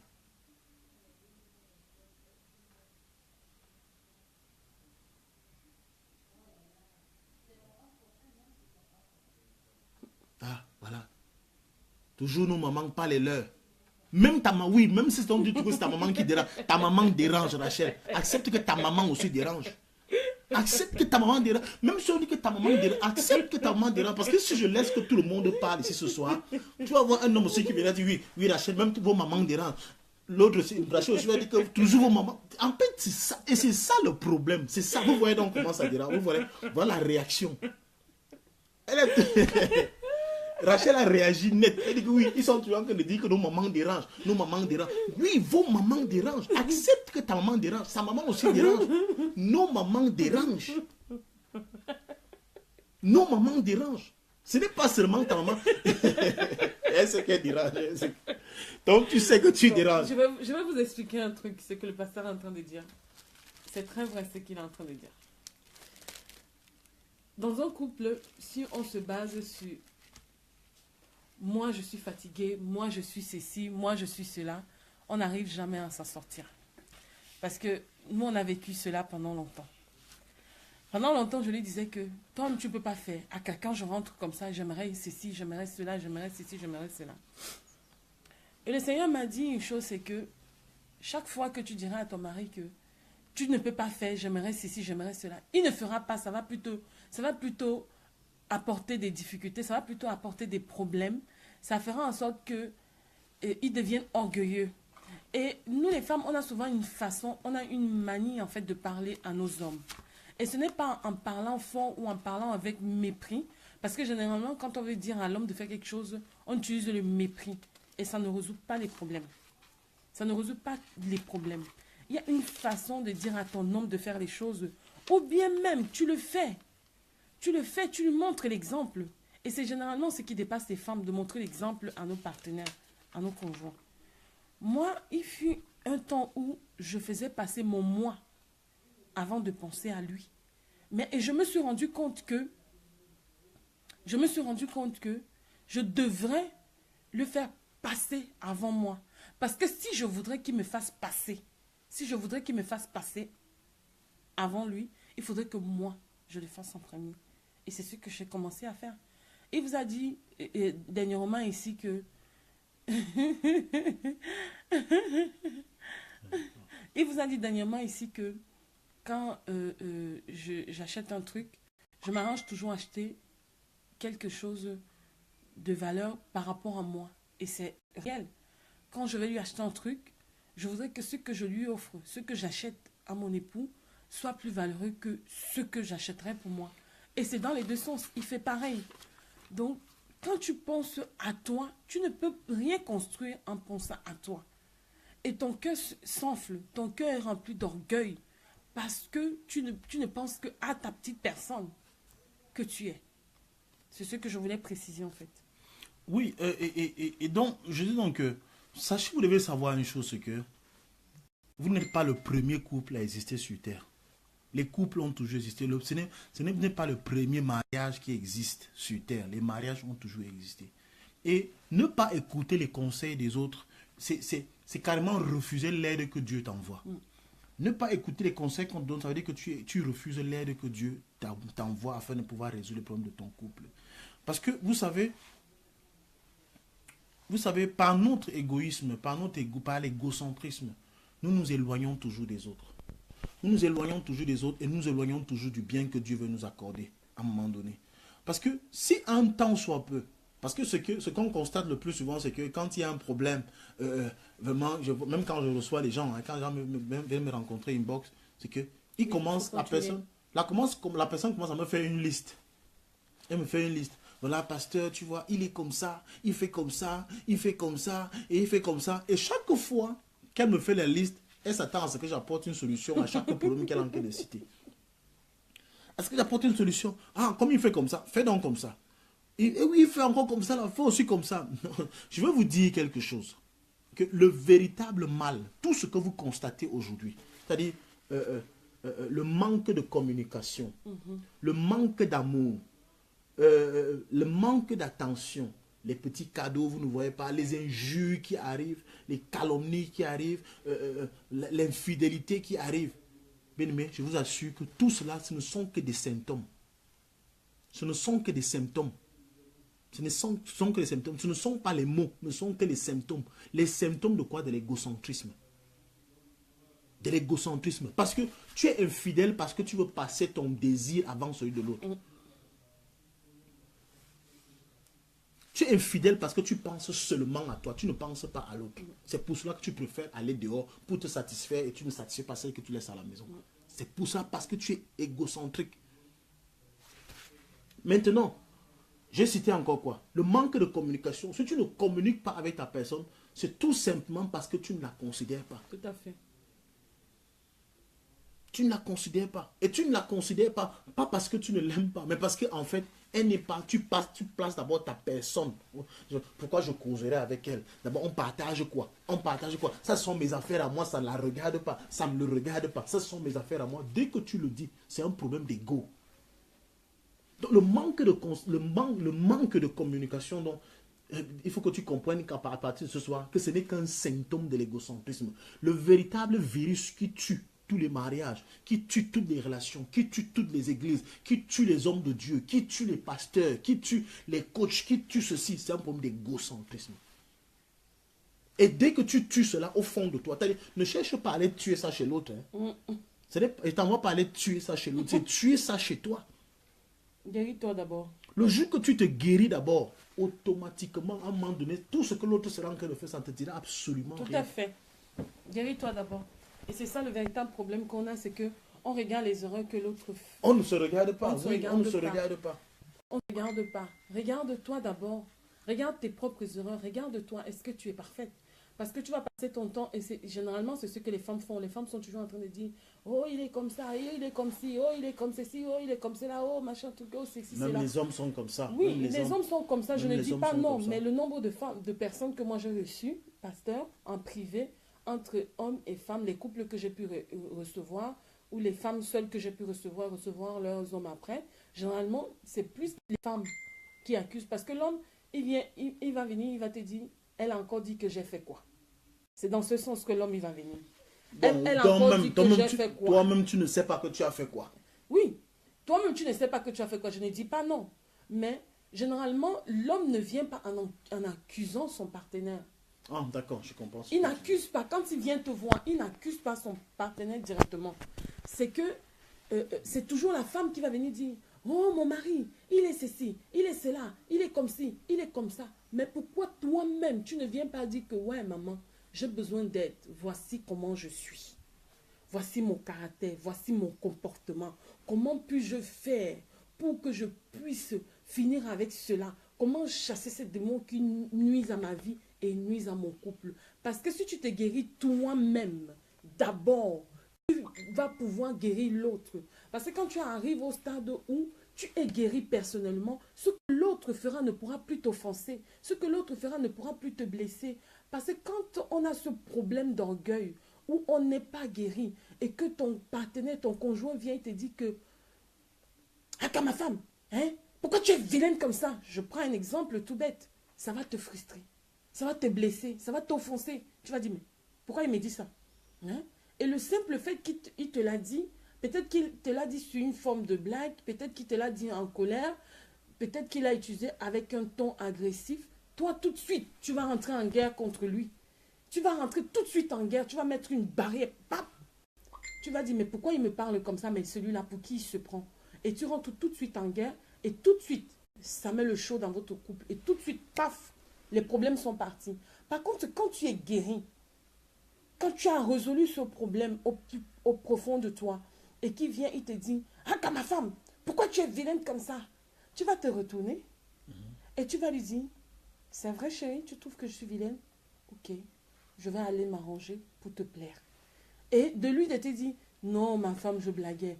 Ok mon amour, j'ai compris. Vu le ton, la façon dont tu vas aborder le sujet, la façon dont tu vas parler avec lui dans le calme, simplement ton calme va le refroidir. Parce que s'il était venu avec une impulsivité, s'il était venu étant impulsif, s'il était venu avec force, il t'a parlé d'une façon méprisante, je ne sais pas, le ton, le terme, la façon dont il t'a parlé, et qu'il voit que toi, tu prends avec du recul, tu prends cela dans le calme, je vous promets tout de suite que ça le refroidit, tout de suite il se calme, tout de suite il se pose la question que, mais qu'est-ce qui n'a pas marché? Alors, bon, donc voilà, je veux dire donc que, en fait, le manque de communication, l'infidélité, les injures, le manque d'attention ne sont pas les problèmes du couple. Non, ce n'est pas ça le problème. Ça, ce ne sont que des symptômes d'un mal qui nous ronge. C'est les symptômes qui mangent, ça, c'est les symptômes d'un mal qui ronge notre intérieur. Et la solution, c'est quoi? C'est qu'il faut combattre l'égocentrisme. Et la solution part de l'intérieur vers l'extérieur. Oh, shalom, prophète, oracle du littoral. Demain béni, homme de Dieu. Demain béni, homme de Dieu. Alors, je dis donc que si nous voulons guérir notre couple, Ce n'est pas aller vers le pasteur pour le pasteur prie pour moi. Ce n'est pas une affaire de prier pour moi. C'est qu'en réalité, toi-même prends un temps. Observe-toi comme dans un miroir, comme dans une glace. Observe-toi à travers cette glace. Vois-toi, qui es-tu réellement? Qui es-tu réellement? Pose-toi les questions sur ta personne. Cherche à te guérir. J'ai fait un post dernièrement. Je dis que en réalité, nous avons un problème. C'est que le plus souvent, chaque fois que nous allons en mariage, nous allons en mariage avec un passé, des choses qui nous ont frustrés et nous voulons entrer avec cela. Bonsoir, Gracie. Bon, nous voulons partir dans un mariage alors que nous avons encore des frustrations du passé. Non, si tu n'es pas heureuse, si tu n'es pas heureux avant de te marier, ce n'est pas quand tu seras marié que tu seras heureuse. Tout à fait. Le bonheur commence même avant le mariage. Exactement. Et maintenant, le mariage est un bonus qui vient conclure ou alors qui vient embellir encore ce bonheur que tu avais déjà. Donc, ce n'est pas parce que tu es marié, parce que tu es avec un homme que tu seras forcément heureuse. Non, mais il faut déjà que tu sois heureuse même étant seule. Il faut que tu sois déjà heureux étant seul. Donc, vous voyez, vous allez embrasser quelqu'un, vous allez sortir avec quelqu'un, vous allez épouser un homme qui est frustré depuis même sa tendre enfance. Ses parents n'ont jamais pu résoudre ce problème. Ses amis n'ont jamais pu résoudre ce problème. Ses frères, ses soeurs n'ont jamais pu résoudre ce problème. Et vous voulez vous résoudre ce problème-là. Non, il faut que lui-même aille d'abord se guérir. Va te soigner, va te soigner, va te soigner. Personne ne peut vouloir s'engager avec un paquet de punaises. Je dis qu'il y a des hommes qui sont des paquets de punaises. Il y a aussi des femmes qui sont des paquets de punaises. C'est-à-dire qu'il y a des femmes à problème. Il y a des hommes à problème. Mais malheureusement, ces hommes à problème n'acceptent jamais qu'ils ont des problèmes. Et ces femmes à problème n'acceptent jamais qu'elles ont aussi des problèmes. Que chacun de nous se guérisse d'abord, premièrement. Parce que vous allez vous rendre compte que lorsque tu ne fais pas l'acte, tu ne vas pas avec l'acte, tu ne fais pas l'amour, par exemple, à ta femme ou à ton homme, ce n'est pas un problème, c'est pas parce que ton homme est mauvais, c'est parce que toi-même, au-dedans de toi, tu es mauvais. Tu ne penses qu'à toi. Ok, non, je ne lui donne rien aujourd'hui. Je ne donne rien aujourd'hui. Ça, c'est parce qu'en fait, toi, tu as des dispositions. Tu dis que non, moi, tu peux supporter. Pendant ce temps, le gars, il tourne dans le lit. Il tourne dans le lit. Il tourne. Tu ne penses qu'à toi. Toi, tu peux résister, mais lui ne pas résister. Il pleure, il est là. Tu t'en fous. Tu es égocentrique. Tu ne penses qu'à toi. Et généralement, ce que je voulais rajouter à ce que tu es en train de dire, c'est que on a toujours tendance à comparer notre relation passée avec la relation qu'on vit. Quand il va te faire quelque chose, tu vas dire, moi, mon ex, il ne se comportait pas comme ça avec moi. Il me traitait bien. Il ne me parlait pas comme ça. Oui, si ton ex ne se comportait pas comme ça avec toi, il te traitait bien, pourquoi tu n'es toujours pas avec cet ex-là? Pourquoi tu es avec celui-là aujourd'hui? Parce que quelque part aussi, cet ex-là, tu lui reprochais des choses. Donc, comme le pasteur a dit, que toi-même, tu dois d'abord être heureuse, heureux. Parce que si tu ne l'es pas, tu vas communiquer quoi en retour? Il y a un proverbe qui dit que la plus belle femme du monde ne peut donner que ce qu'elle a. Donc, si tu as de la tristesse, si tu as de la douleur, et que tu vas dans une relation, une nouvelle relation, avec cette tristesse, cette douleur, ce qu'on a eu à te faire dans le passé, qu'est-ce que tu communiqueras dans ta nouvelle relation? Tu donneras quoi à ce partenaire-là, à cet homme-là? Que douleur et blessure que tu as vécu dans le passé. C'est pour cela que même avant de s'engager dans une nouvelle relation, il faut d'abord te guérir. Guéris-toi de la relation passée. Guéris-toi des douleurs, des blessures, de tout ce que tu as eu passé. Délie ces liens-là avant de rentrer dans une nouvelle relation. Parce que quand tu vas rentrer dans une nouvelle relation, avec ces liens-là, tu portes le fardeau pour venir reverser sur la tête de celle ou de celui avec qui tu es. Et c'est très dangereux. C'est très dangereux. Et ça apporte beaucoup de conflits dans les couples. Donc, il est important de faire un travail personnel, un travail propre dans son cœur. Et ça, c'est... Je vous assure que ça, c'est à tous les niveaux. Hein. Ça, c'est à tous les niveaux. Faire ce travail personnel, c'est à tous les niveaux. Parce que vous voyez, je vois les gens qui apportent leur égoïsme même au niveau de Dieu. C'est-à-dire, quelqu'un n'a rien, tout lui manque dans la vie, les choses ne marchent pas. Il dit, pasteur, j'ai comme l'impression que Dieu aime plutôt les mondains, c'est les mondains qui prospèrent. Nous, les enfants de Dieu, ne prospèrent pas, nous sommes toujours pauvres. Pourquoi? En fait, tu veux faire croire aux hommes, tu veux faire croire aux pasteurs que Dieu est injuste parce qu'il ne te donne rien. Tu veux faire croire aux hommes, tu veux faire croire à un homme de Dieu que tu es parfaite et que tu mérites que Dieu te fasse du bien. Et que si tu ne reçois pas, et puis le plus souvent, c'est qu'on dit c'est une épreuve. Et les pasteurs disent souvent, non, le temps de Dieu va arriver, c'est une épreuve, et puis ça va passer, c'est rien. Dieu est en train de t'éprouver. Tu sais, quand la bénédiction doit arriver, il faut d'abord des temps difficiles. C'est un gros mensonge. C'est un gros mensonge. Ce n'est pas qu'il y a les temps difficiles. Ça, c'est autre chose. C'est deux choses qu'il faut vraiment séparer. Il faut dissocier. Il faut dissocier ces deux choses-là. Je vous en prie. Je vous en prie. Ne prenez jamais Dieu pour menteur. Ne prenez jamais Dieu pour quelqu'un qui est injuste. Je dis que quand vous lisez très bien le livre de Job, j'ai lu ce livre de Job et je le relis tout le temps. Je le relis tout le temps parce qu'en fait, il m'enseigne énormément là-dessus. Et vous voyez, quand on prend l'histoire de Job, au départ, on a comme l'impression que Job était un homme juste, intègre en tout, c'est-à-dire que sans tâche. Et c'est ça qui l'a trompé lui-même. Ça l'a trompé lui-même. Ça l'a trompé lui-même. Parce que la Bible dit que Job offrait, il faisait des dons, il faisait des cadeaux, il faisait ceci, et même pour ses enfants, il le donnait. Ce qui fait que lorsqu'il est frappé, lorsqu'il est éprouvé, il commence à vouloir sortir des paroles d'un insensé. Il commence à dire, vraiment, je maudis le jour que je suis né. Vraiment, pourquoi est-ce que je peux être mal dans ma chair ainsi, alors que je marche dans les voies du Seigneur. Son frère vient d'abord, son ami Lévi vient d'abord lui dire que Job, pourquoi parles-tu comme ça? Tu veux dire que tu es sans faute? Tu veux dire que tu es juste là où tu es là? Donc tout ce que tu fais là, tout ce que tu vis aujourd'hui, c'est Dieu qui a tort. Toi, tu as raison. Dieu ne devait pas te le faire. Tu as raison. Lui, il a tort. Un Job, qu'est-ce qui t'a menti? C'est les offrandes que tu fais à l'église? C'est les dons que tu fais à l'église? C'est les dîmes que tu payes à l'église qui te font croire que tu es juste? Et Léhu n'a pas fini. L'Éternel m'est venu parler à Job. Il dit que qui es-tu? Qui es-tu? Est-ce que tu étais là quand je créais la terre?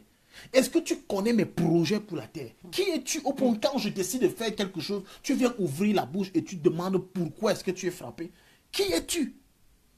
Qui es-tu? Et Job, la seule chose que Job a eu à faire, que nous aujourd'hui ne parvenons pas à faire, c'est de reconnaître qu'on a tout fait parler de certaines choses. Parce que même quand le pasteur que je suis fini de parler comme ça, là, beaucoup de personnes ce soir vont encore gronder leur mari. Beaucoup de personnes vont encore gronder leur femme pour dire, vraiment, pourquoi tu as fait ci, pourquoi tu as fait cela? Pourtant, tu peux supporter cela et aller au-dedans de toi, comprendre que même la colère que tu n'arrives même pas à chasser souvent de ton cœur, là, c'est des choses qui peuvent passer inaperçu, que tu négliges, tu passes du revers de la main, tu dis qu'en tout cas ça c'est à négliger, tu vas toujours vouloir parler.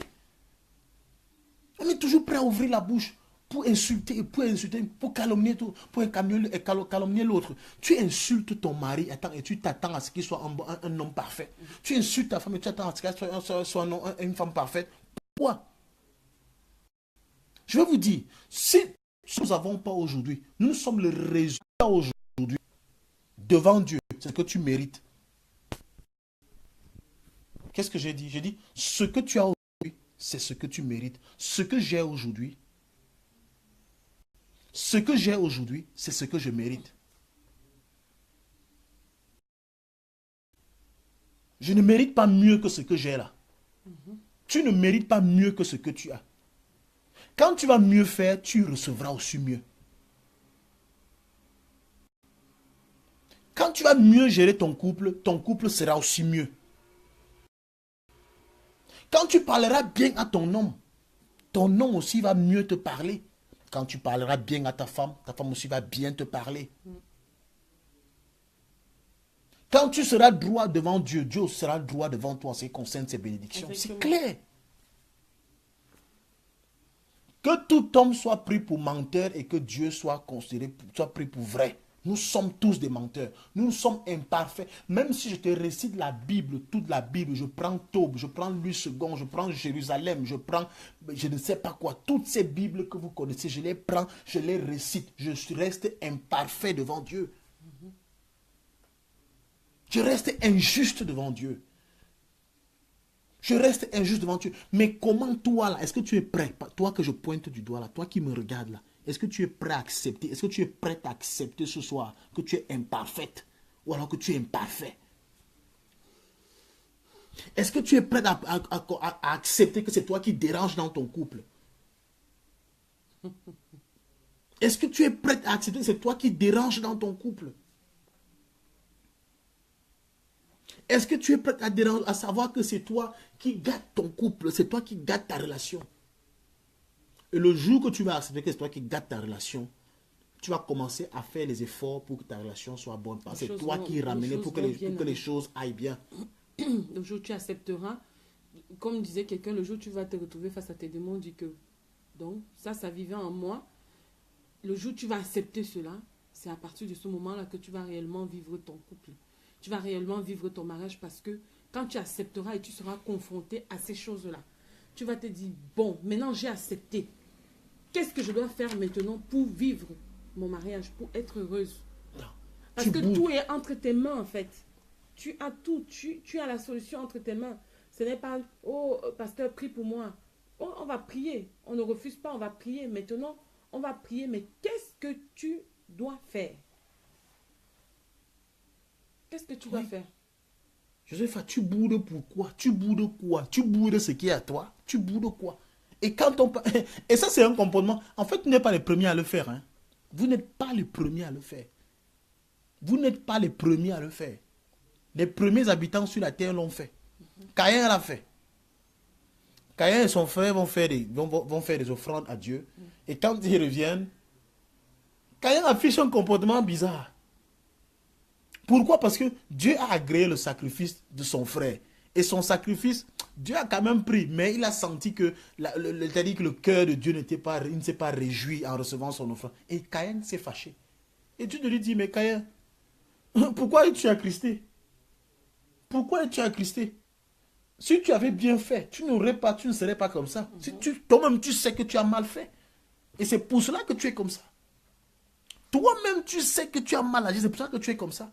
Est-ce qu'on peut, c'est-à-dire, est-ce qu'on peut un temps soit peu rentrer au fond de nous, reconnaître que ce qui nous arrive quand même là, ce qui arrive à mon couple là, si mon gars aujourd'hui m'appelle une fois par mois, alors qu'il le faisait chaque semaine, c'est à cause de moi. Depuis qu'on a commencé à faire ces directs, depuis qu'on a commencé à faire ces émissions, je vous appelle, on a parlé de pas mal de choses. Je dis, il y a des choses qui peuvent faire en sorte que ton homme ne t'appelle plus, que ta femme ne t'appelle plus. On a dit qu'il y a des gens qui demandent trop l'argent. Tu parles trop de toi. Chaque fois que tu l'appelles au téléphone, chaque fois qu'on t'a au téléphone, tu ne parles que de toi. À un moment donné, il est fatigué de t'entendre. Parfois, un homme veut t'appeler ou alors une femme veut t'appeler pour parler d'autre chose. Toi, tu ne parles que des sujets qui fâchent même. Des sujets qui fâchent.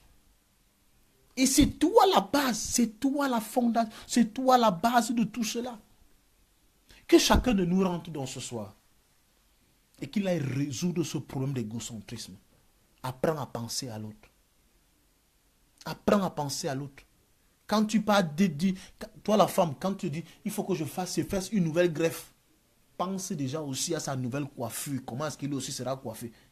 Parce que je vois des femmes qui sont capables de sortir avec leur homme. Pendant qu'elles sortent, elle est bien coiffée, elle est belle, elle est toute jolie. Et le gars, elle s'en fout, son gars à la barbe. Hein.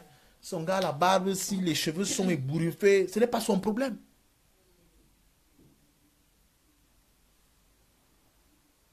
Ce n'est pas son problème. Et il s'en fout si le gars est sale, s'il est délabré, la chemise est bizarre, la chaussure n'est pas cirée. Quand ils sortent, quand ils doivent sortir le matin, ou alors quand ils vont aller au culte par exemple, ou ils vont à un rendez-vous, elle ne s'occupe que de ses affaires. Quand ils doivent voyager, la femme, elle ne fait que sa valise. Ah, chérie, passe-moi un peu mon rouge à lèvres là. Chérie, passe-moi un peu ma chaussure là. Chérie, mets un peu la chaussure là dans le sac. Chérie, donne-moi aussi, donne-moi le mascara là. Pardon, n'oublie pas mes coiffes. N'oublie pas mon pain là, chérie, donne-moi un peu. Pendant ce temps, il finit de faire comme ça pour toi. Il faut qu'il aille aussi chercher. Oh chérie, pardon, tu as mis ma chemise. Regarde ça là-bas. Regarde ça là-bas. C'est dans la moelle là-bas. Regarde ça, c'est dans la penderie là-bas. C'est rangé là-bas. Tu vois, quand c'est pour lui, c'est que c'est rangé là-bas. Mais pour toi, il connaît là où pour toi est rangé.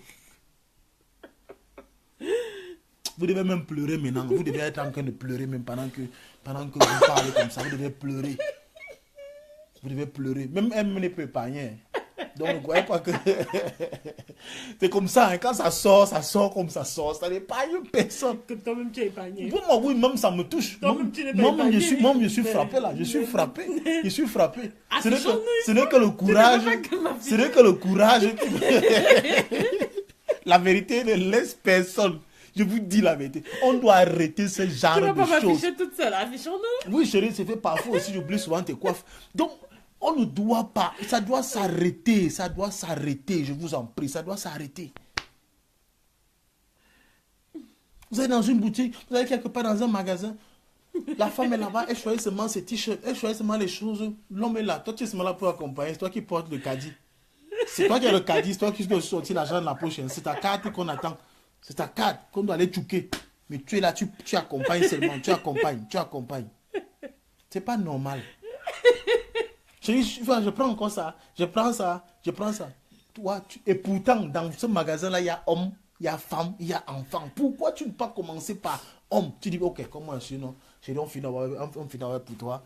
Et puis, on prend d'abord pour toi. Et puis, toi aussi, dis que, ok, on va, non, chérie, on commence plutôt d'abord. Il n'y a jamais ce genre de discussion dans un magasin. Ça n'existe pas. Ça n'existe pas. Tu vois, on te suspecte. Il n'y a jamais ce genre de discussion dans un magasin où l'homme dit à la femme que bon, ok, on va d'abord acheter pour toi. Hein. C'est toi qu'on achète. On choisit d'abord. Attends, je finis. Tu vas parler, tu n'as pas après. Laisse-moi finir. Hey, la fête, ça ne rate personne. Hein. C'est-à-dire que tu pointes les autres comme ça, toi-même, ça les trois doigts si te pointent. Donc, voilà ce qui se passe. Je dis, aucun couple. Remarquez ça dans un magasin. Regardez ça dans une boutique. Vous n'allez jamais voir, pendant que la femme dit à l'homme que... Pendant que l'homme dit à la femme, bon chérie, on va d'abord choisir tes vêtements, on choisit d'abord tes articles. Et la femme dit, non chérie, on prend d'abord pour toi. La femme va dire automatiquement, ok, d'accord chérie, commençons donc par les chaussures. Commençons par les chaussures et puis on peut parfum. Vous allez faire 3 heures pour choisir seulement pour la femme. Et à la fin, le mari, même quand on va aller choisir pour l'homme, c'est des choses qu'on va prendre comme ça parce qu'on est fatigué, il faut partir. On a passé 4 heures de temps dans une boutique. Et c'est ça qui se passe. Non, ce que je voulais dire, je rigole pourquoi? Parce que ça nous est arrivé en fait. Ça nous est arrivé. Maintenant, est-ce que ça nous arrive encore? Bon, on a géré ça, ça nous est arrivé. Et aujourd'hui, on arrive à bien gérer le truc. Mais ce qu'il dit, c'est vrai. C'est ce que je faisais. Oh chérie, passe-moi ci, passe-moi ça. Ou bien je lui disais, ben, écoute, fais les valises. Hein. Il me dit, je fais les valises. Comment ça? Hein? Il faut que tu choisisses mes vêtements. Je choisis pour toi. Il dit que tu n'as qu'à te débrouiller. Débrouille-toi. Donc, ça nous est arrivé aujourd'hui. On ne le fait plus. C'est pour ça que j'étais en train de rigoler, en fait. L'égocentrisme, dont je vous en prie, mes soeurs, mes amis. Moi, je vous appelle mes amis, mes soeurs. Je vous appelle vraiment ma famille. L'égocentrisme n'est pas bien.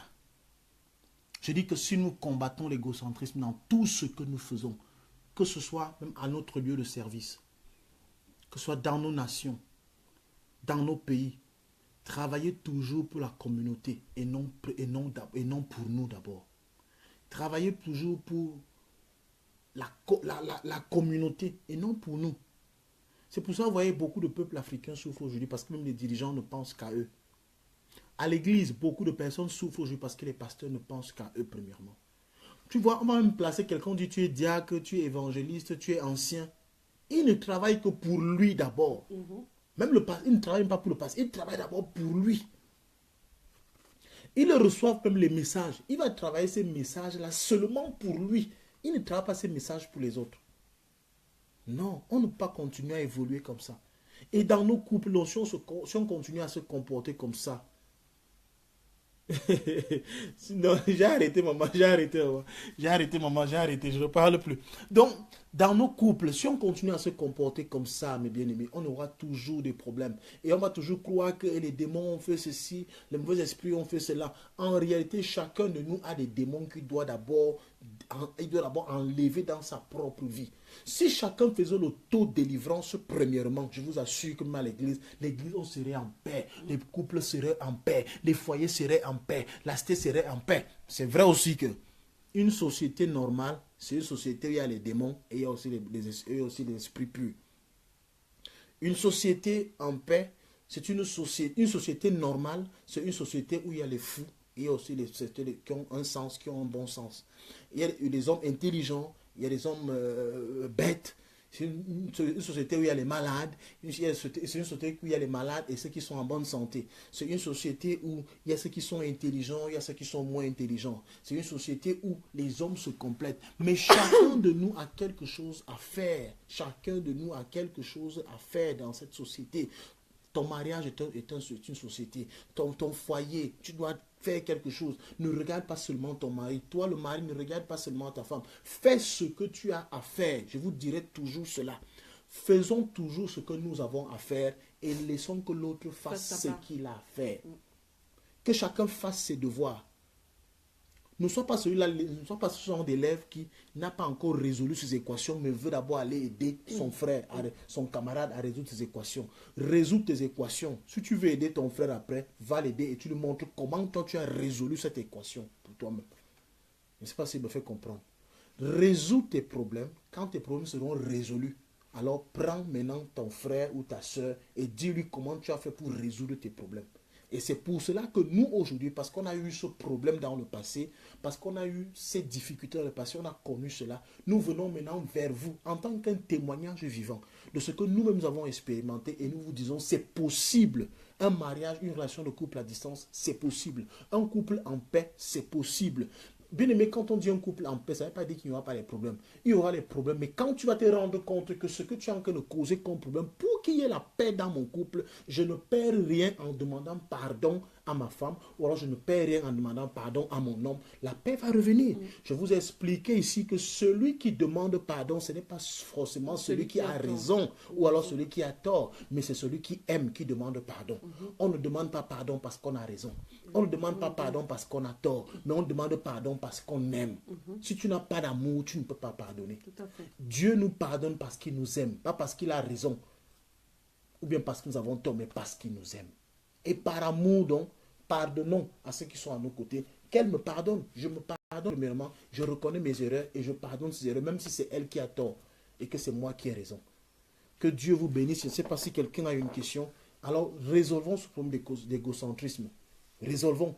Parce que parfois, quand tu viens me rencontrer, quand tu me prends une box, dès que tu commences à parler, je sais déjà ce qui te dérange. Je sais déjà. Je sais. Et c'est la base de tout. Et dès que cela est résolu, je vous assure que nous sommes en paix. Nous sommes en paix. Nous sommes en paix. On ne veut jamais faire pour les autres. On veut toujours pour nous. J'espère, j'ai vu 30 personnes connectées ici ce soir. J'espère que je vais voir au moins ces 30 partages. Si tu ne le fais pas, ça veut dire que tu n'as pas encore commencé à résoudre ton problème d'égocentrisme. Parce que tu penses que le message est seulement bon pour toi, il n'est pas bon pour quelqu'un d'autre. C'est par là qu'on commence. Gaël, Rachel, j'attends voir comment vous avez partagé cela. J'attends voir comment vous avez partagé.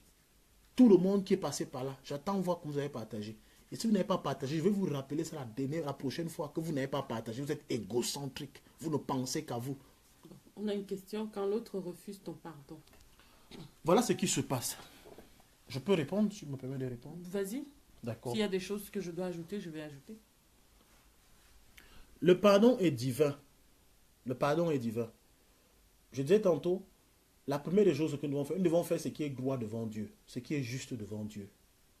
Ah oui, Thérèse, nous devons faire ce qui est juste devant Dieu. Et ce qui est juste, c'est quoi? C'est pardonner. Bon, maintenant, quand tu pardonnes, est-ce que tu libères vraiment la personne de ton cœur? Le tout n'est pas de dire je t'ai pardonné.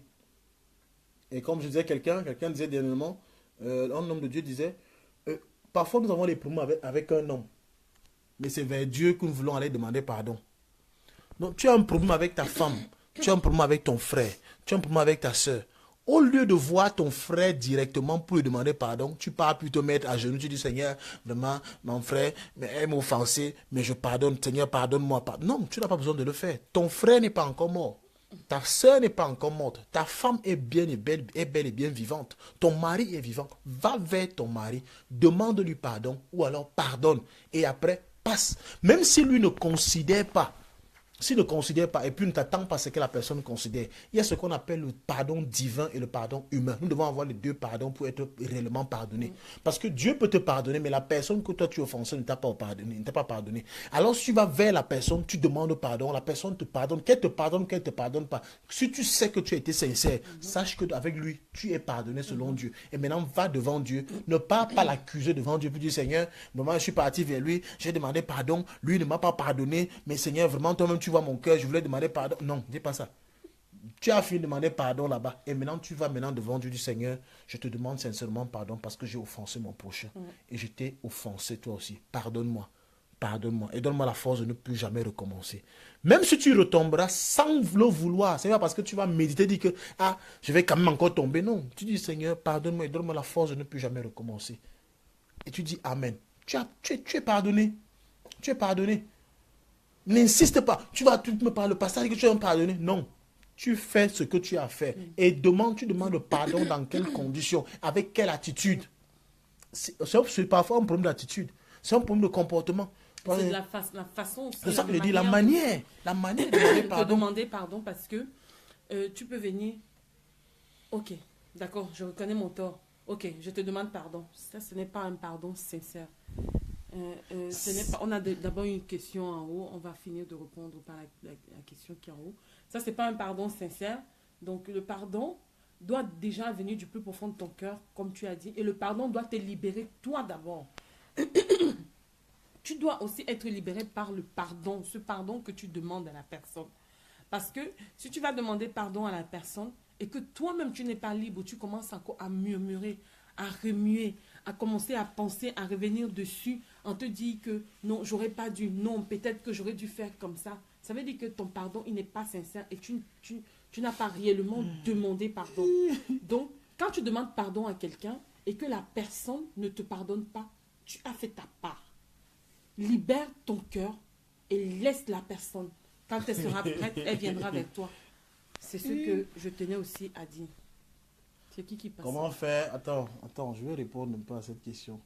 Comment faire avec ton fiancé qui n'est jamais content de toi? Il demande toujours et ne donne jamais. Waouh! Vous voyez donc que ce message-ci nous rejoint nous-mêmes et ça nous pointe du doigt. Fabuleuse. Pose-toi la question, combien de fois tu demandes à Dieu par jour et combien de fois toi tu lui donnes?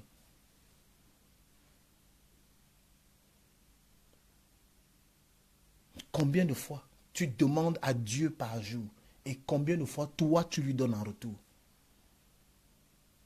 Le plus souvent, nous ne donnons jamais à Dieu.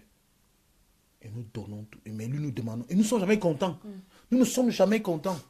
Et nous sommes toujours là, prêts à demander, Seigneur, donne, Seigneur, donne-moi, Seigneur, donne. Mais nous ne donnons jamais à Dieu. Nous ne donnons jamais à Dieu. Et c'est ça, quand on parle d'égocentrisme, c'est pareil. Parce que sachez une chose, que ce que vous refusez de faire, en fait, je veux vous dire une chose. Parce que quand vous entendez qu'on donne à Dieu, ce n'est pas que la main de Dieu est tendue quelque part. Ce n'est pas que la main de Dieu est tendue quelque part et que vous allez voir comment il vous demande, venez déposer ici. Non. Il dit que, quand il dit que c'est lui qui nourrit les oiseaux du ciel, vous ne voyez jamais sa main descendre et puis commence à déposer les graines pour que les oiseaux viennent manger. Non. Mais il a une façon à lui d'utiliser la nature pour nourrir les animaux.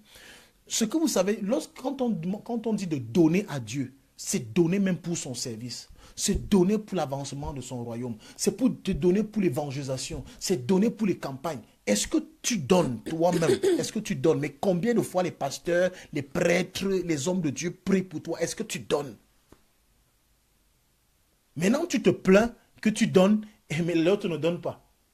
Tu te plains que tu donnes et lui ne donne pas. C'est ce que tu fais avec Dieu que quelqu'un d'autre va te faire. C'est comme ça. C'est-à-dire que la main que tu utilises, il dit que qui tue par l'épée, paiera par l'épée. À la mesure dont tu t'aurais servi, on te servira toi aussi. C'est comme ça. On se sert chez Dieu, d'autres personnes viendront se servir chez nous. Et c'est ça. C'est ça. Tu n'as pas à te plaindre. Tu dois comprendre qu'en réalité, toi aussi, tu dois apprendre à donner. Tu dois apprendre à donner. Et tu le laisses. Ne te plains pas parce que Dieu te donne tous les jours. Déjà, si tu parviens à le donner, c'est parce que Dieu t'a donné.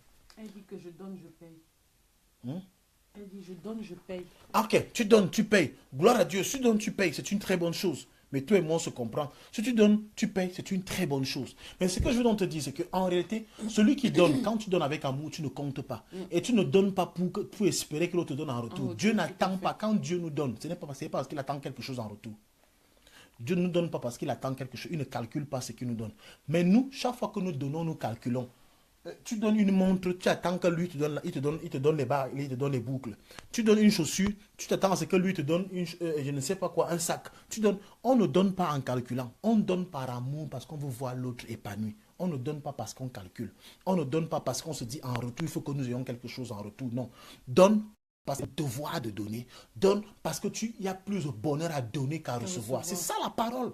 On ne veut pas changer la parole. Et si tu es en train d'appliquer la parole de Dieu, gloire à Dieu. La Bible dit qu'il y a plus de bonheur à donner qu'à recevoir. Apprenons aussi à donner sans attendre quelque chose en retour. Et ce que tu ignores, c'est que ton homme peut ne pas te donner, mais Dieu va utiliser d'autres personnes pour te donner. Comment tu fais pour avoir, pour lui donner, pour toujours lui donner, pour toujours avoir à lui donner? Tu prends où? Sûrement parce que Dieu a prévu que d'autres personnes te donnent et que tu ne manques de rien.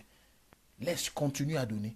Dieu va utiliser d'autres personnes pour te bénir en retour. Ce n'est pas forcément lui qui va te donner. C'est-à-dire, celui que tu bénis, ce n'est pas forcément lui qui va te bénir en retour. Tout à fait. Comment faire avec un fiancé orgueilleux et arrogant qui ne veut jamais reconnaître le mal qu'il t'a fait? Et pire encore. Et pire encore, c'est un pasteur. Bon. Non, attends. On répond. Oui, on était à pire encore. Ok, c'est bon, c'est fini. Comment faire? Comment faire avec un quoi? Un fiancé. Fiancé. Qui ne veut jamais reconnaître le mal qu'il t'a fait. Et pire, qui ne veut jamais... Comment faire avec un fiancé orgueilleux et arrogant qui ne veut jamais reconnaître le mal qu'il t'a fait? Pire encore, un pasteur. Ok, bon, la première des choses, c'est que ce que nous devons savoir, la Bible dit, à moi la vengeance et la rétribution. C'est Dieu qui venge et c'est Dieu qui justifie. Si tu penses qu'il t'a vraiment fait du mal, si tu penses qu'il t'a vraiment, parce que tu peux aussi penser à ta manière, peut-être tu es égocentrique, tu penses qu'il t'a fait du mal, or lui dans sa tête, il sait qu'il ne t'a pas fait du mal. Si tu penses qu'il t'a fait du mal, la première chose que tu dois pardonner. Tu ne dois pas te faire justice. Ne te fais jamais justice. Si c'est un serviteur de Dieu, ne te fais jamais justice. Sinon, tu vas te retrouver dans tu vas te faire dans les très mauvais problèmes. Ne regarde pas ce que c'est parce que c'est ton homme. C'est à moi de répondre. Vas-y donc. À ça. Alors, je veux dire une chose, c'est que toute femme qui est mariée ou qui est fiancée à un serviteur de Dieu, c'est très, très délicat. Être avec un serviteur de Dieu, c'est quelque chose de délicat, c'est quelque chose de compliqué, mais ce n'est pas quelque chose d'impossible.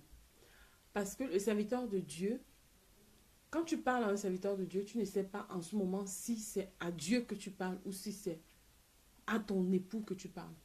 Parce qu'il faudrait que Dieu donne ce qu'on appelle le discernement à la femme, de pouvoir discerner qu'en ce moment-ci, c'est à mon époux et en ce moment-ci, c'est Dieu qui est là présentement. Parce que j'ai été confrontée plusieurs fois à ce genre de situation où j'étais tellement en colère contre mon mari et je parlais à mon mari et mon mari me disait, tu me parles comme ça, est-ce que tu sais même à qui tu parles? Et moi, orgueilleuse et fière, je disais, mais je m'adresse à toi. Il me dit, non, ne me parle plus comme ça. Est-ce que tu sais à qui tu parles, femme? Est-ce que tu sais à qui tu parles, femme? Est-ce que tu sais à qui tu parles, servante? Au début, je n'avais pas ce discernement-là. Je me disais, ah, c'est mon mari qui m'appelle comme ça, c'est sa façon de me parler. Il me dit, ben écoute, comme tu m'as parlé aujourd'hui comme ça, tu vas voir. Je te somme à ceci. Et ce qu'il me disait, ça arrivait. Et quand j'ai constaté ça 1, 2, 3 fois, je me suis rendu compte qu'en ce moment-là, ce n'était pas c'était pas mon époux qui me parlait, mais c'était Dieu qui me parlait au travers de mon époux. Et qu'au moment où j'ai élevé la voix, c'était à Dieu que j'élevais la voix, pas à mon époux que je parlais. Donc quand tu es face à un serviteur de Dieu, tu es fiancé à un serviteur de Dieu qui est orgueilleux, qui ne reconnaît jamais le mal, le tort qu'il t'a fait. Je veux dire à cette femme, c'est que s'il ne reconnaît pas le tort qu'il t'a fait, toi, va vers lui et dis-lui, chérie, je te pardonne-moi. Toi, porte ça. Porte cette charge.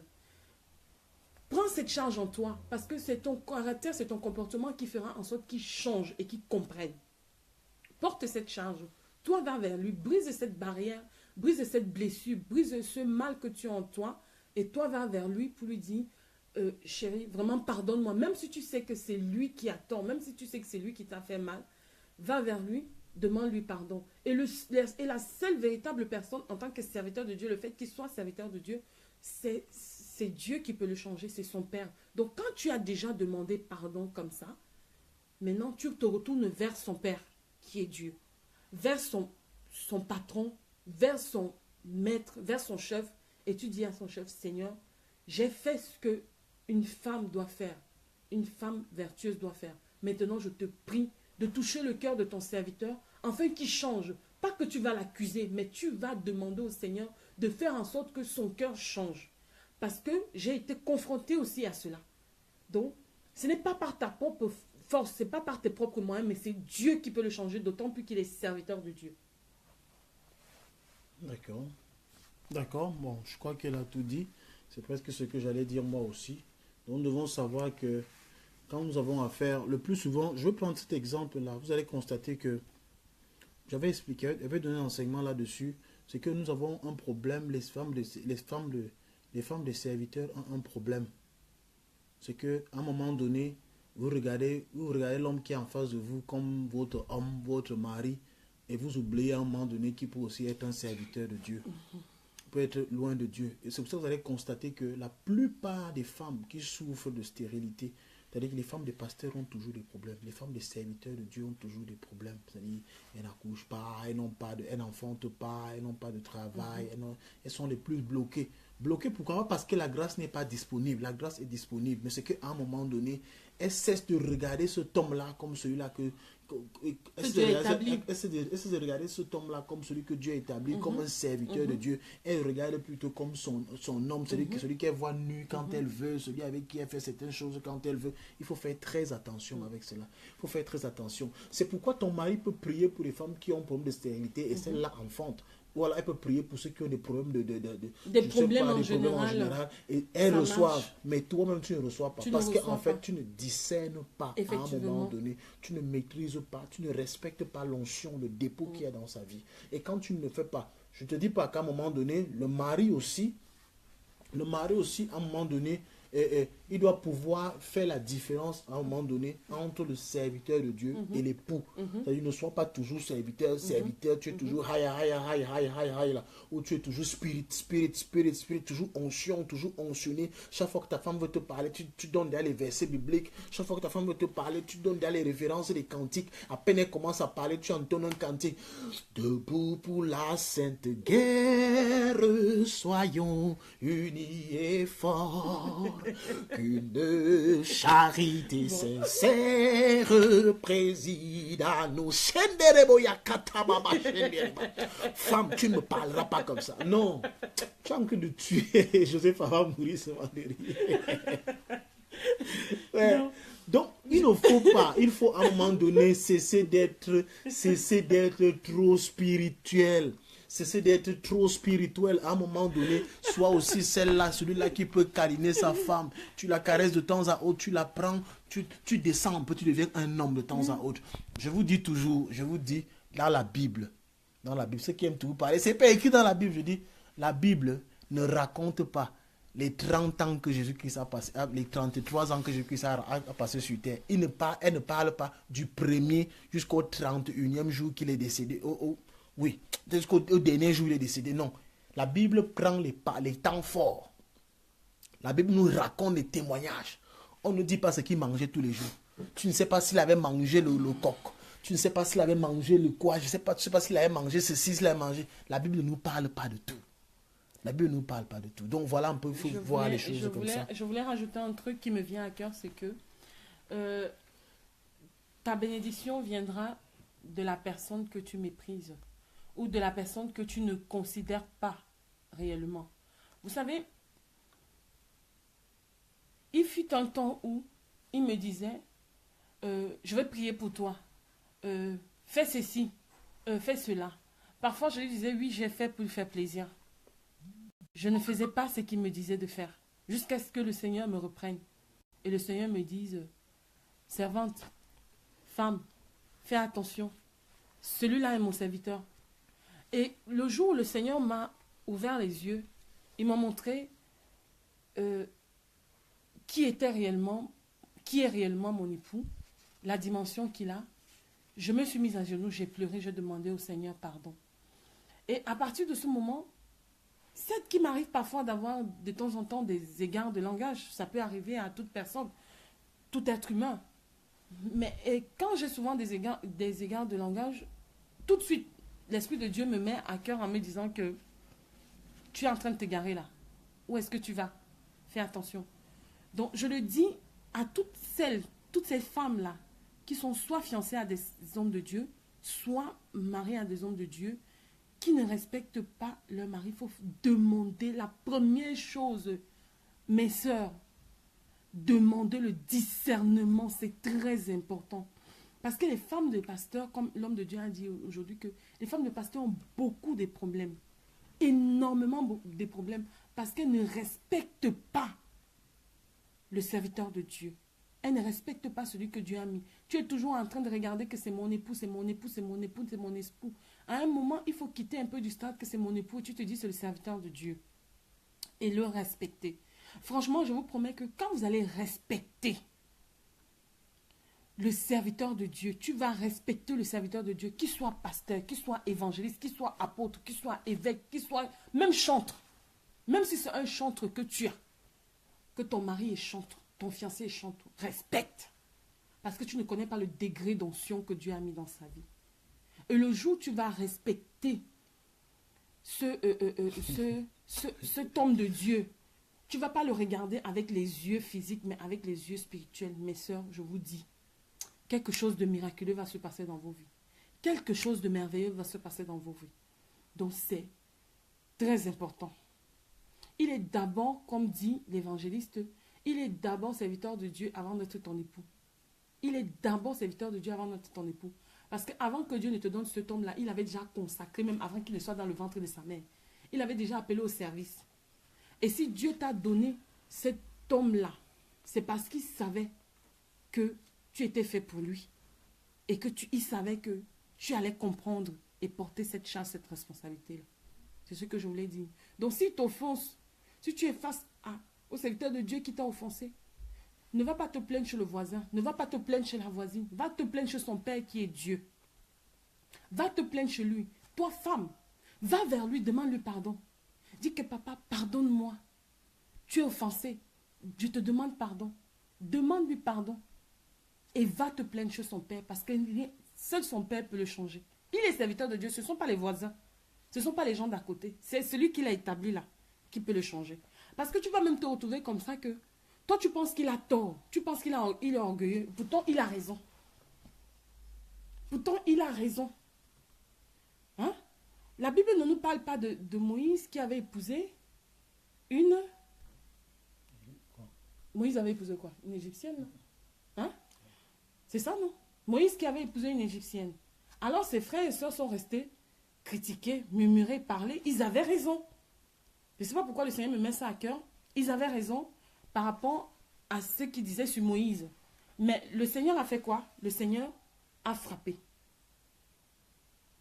Le Seigneur les a condamnés. Le Seigneur leur a dit, qui êtes-vous pour vous lever, pour parler contre mon serviteur? Donc, il faut faire attention. Je me suis un peu attardée dessus parce que je voulais vraiment préciser le truc. Il faut faire attention. Attention à cela. Faites vraiment attention. Ok, je ne sais pas s'il y a une autre question. On ne va pas trop s'attarder sur les questions. On donne l'essentiel et vraiment ça peut vous bénir. Il y avait une autre question avant. Attends, je vais regarder. Non, il n'y avait pas une autre question avant. Ok, je ne sais pas s'il y a une autre question. On va écouter. Je ne sais pas s'il y a une autre question par là. C'est une autre question, on va répondre. Amen, évangéliste. Merci. Rachel et Josepha, laissez-moi tranquille, je vous en prie. Laissez-moi tranquille. Laissez-moi tranquille. Donc, est-ce que vous avez d'autres questions? Si vous n'avez pas d'autres questions, on va devoir se séparer. Alors, Amen. Alors, on disait pour clôturer, pour conclure, en termes de conclusion, en guise de conclusion, nous voulons vous dire qu'en réalité, la plupart de nos problèmes, les problèmes que nous avons dans nos couples, que les problèmes que nous avons dans les églises, que nous avons en société, que nous avons dans nos familles, viennent de l'égocentrisme. Nous sommes égocentriques, nous ne pensons qu'à nous, nous pensons qu'à nous, nous ne pensons jamais aux autres.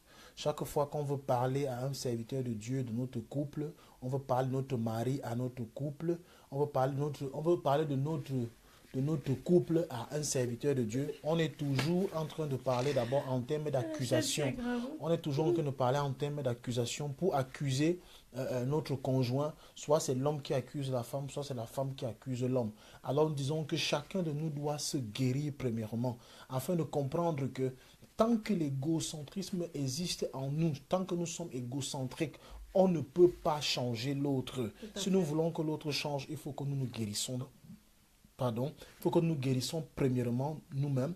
Guérissons-nous et l'autre sera aussi guéri en nous voyant guéris, tout simplement. Alors nous devons penser aux autres. Amen. Nous devons penser aux autres.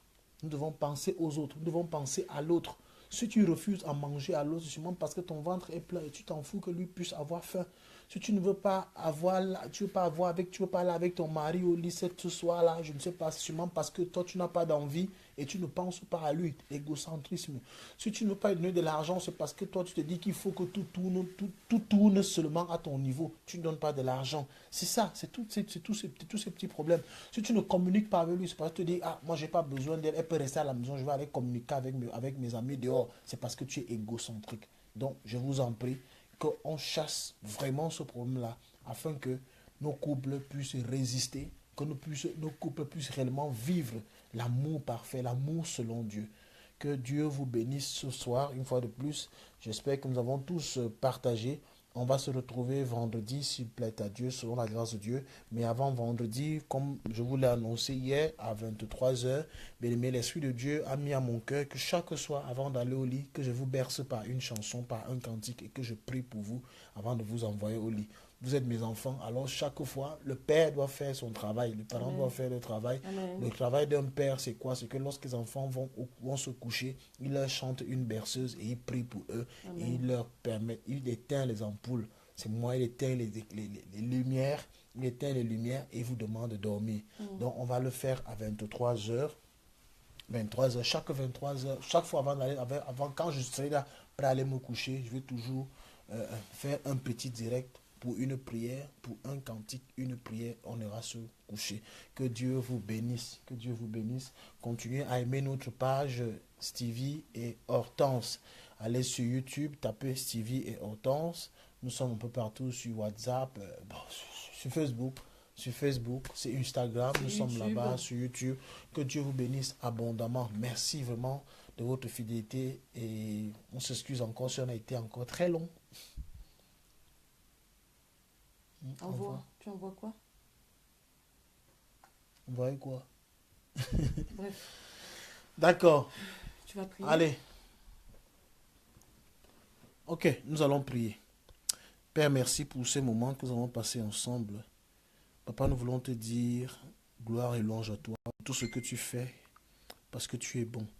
Tu es le Dieu d'amour, celui qui nous permet de réaliser nos rêves, qui nous permet, au Dieu Tout-Puissant, de marcher sur les sentiers que toi tu as prévus pour nous. Papa, merci pour ce peuple, merci pour ces hommes et femmes qui ont écouté cette parole ce soir. Mon Dieu, mon roi, permets que nous puissions grandir au-dedans de nous, que nous chassons notre ego, étant Dieu Tout-Puissant Seigneur, afin que nous puissions être amour comme toi, que nous puissions être ceux qui savent pardonner, qui connaissent la miséricorde, ô mon Dieu, et qui sont pleins de compassion éternelle pour la gloire de ton Saint-Nom. Béni sois-tu pour ces moments, que ce message, ô mon Dieu, que ces conseils puissent aider quelqu'un qui est quelque part en ce moment. Amen. Au nom de Jésus-Christ. Amen. Amen. Bonne soirée à vous. Shalom. Shalom.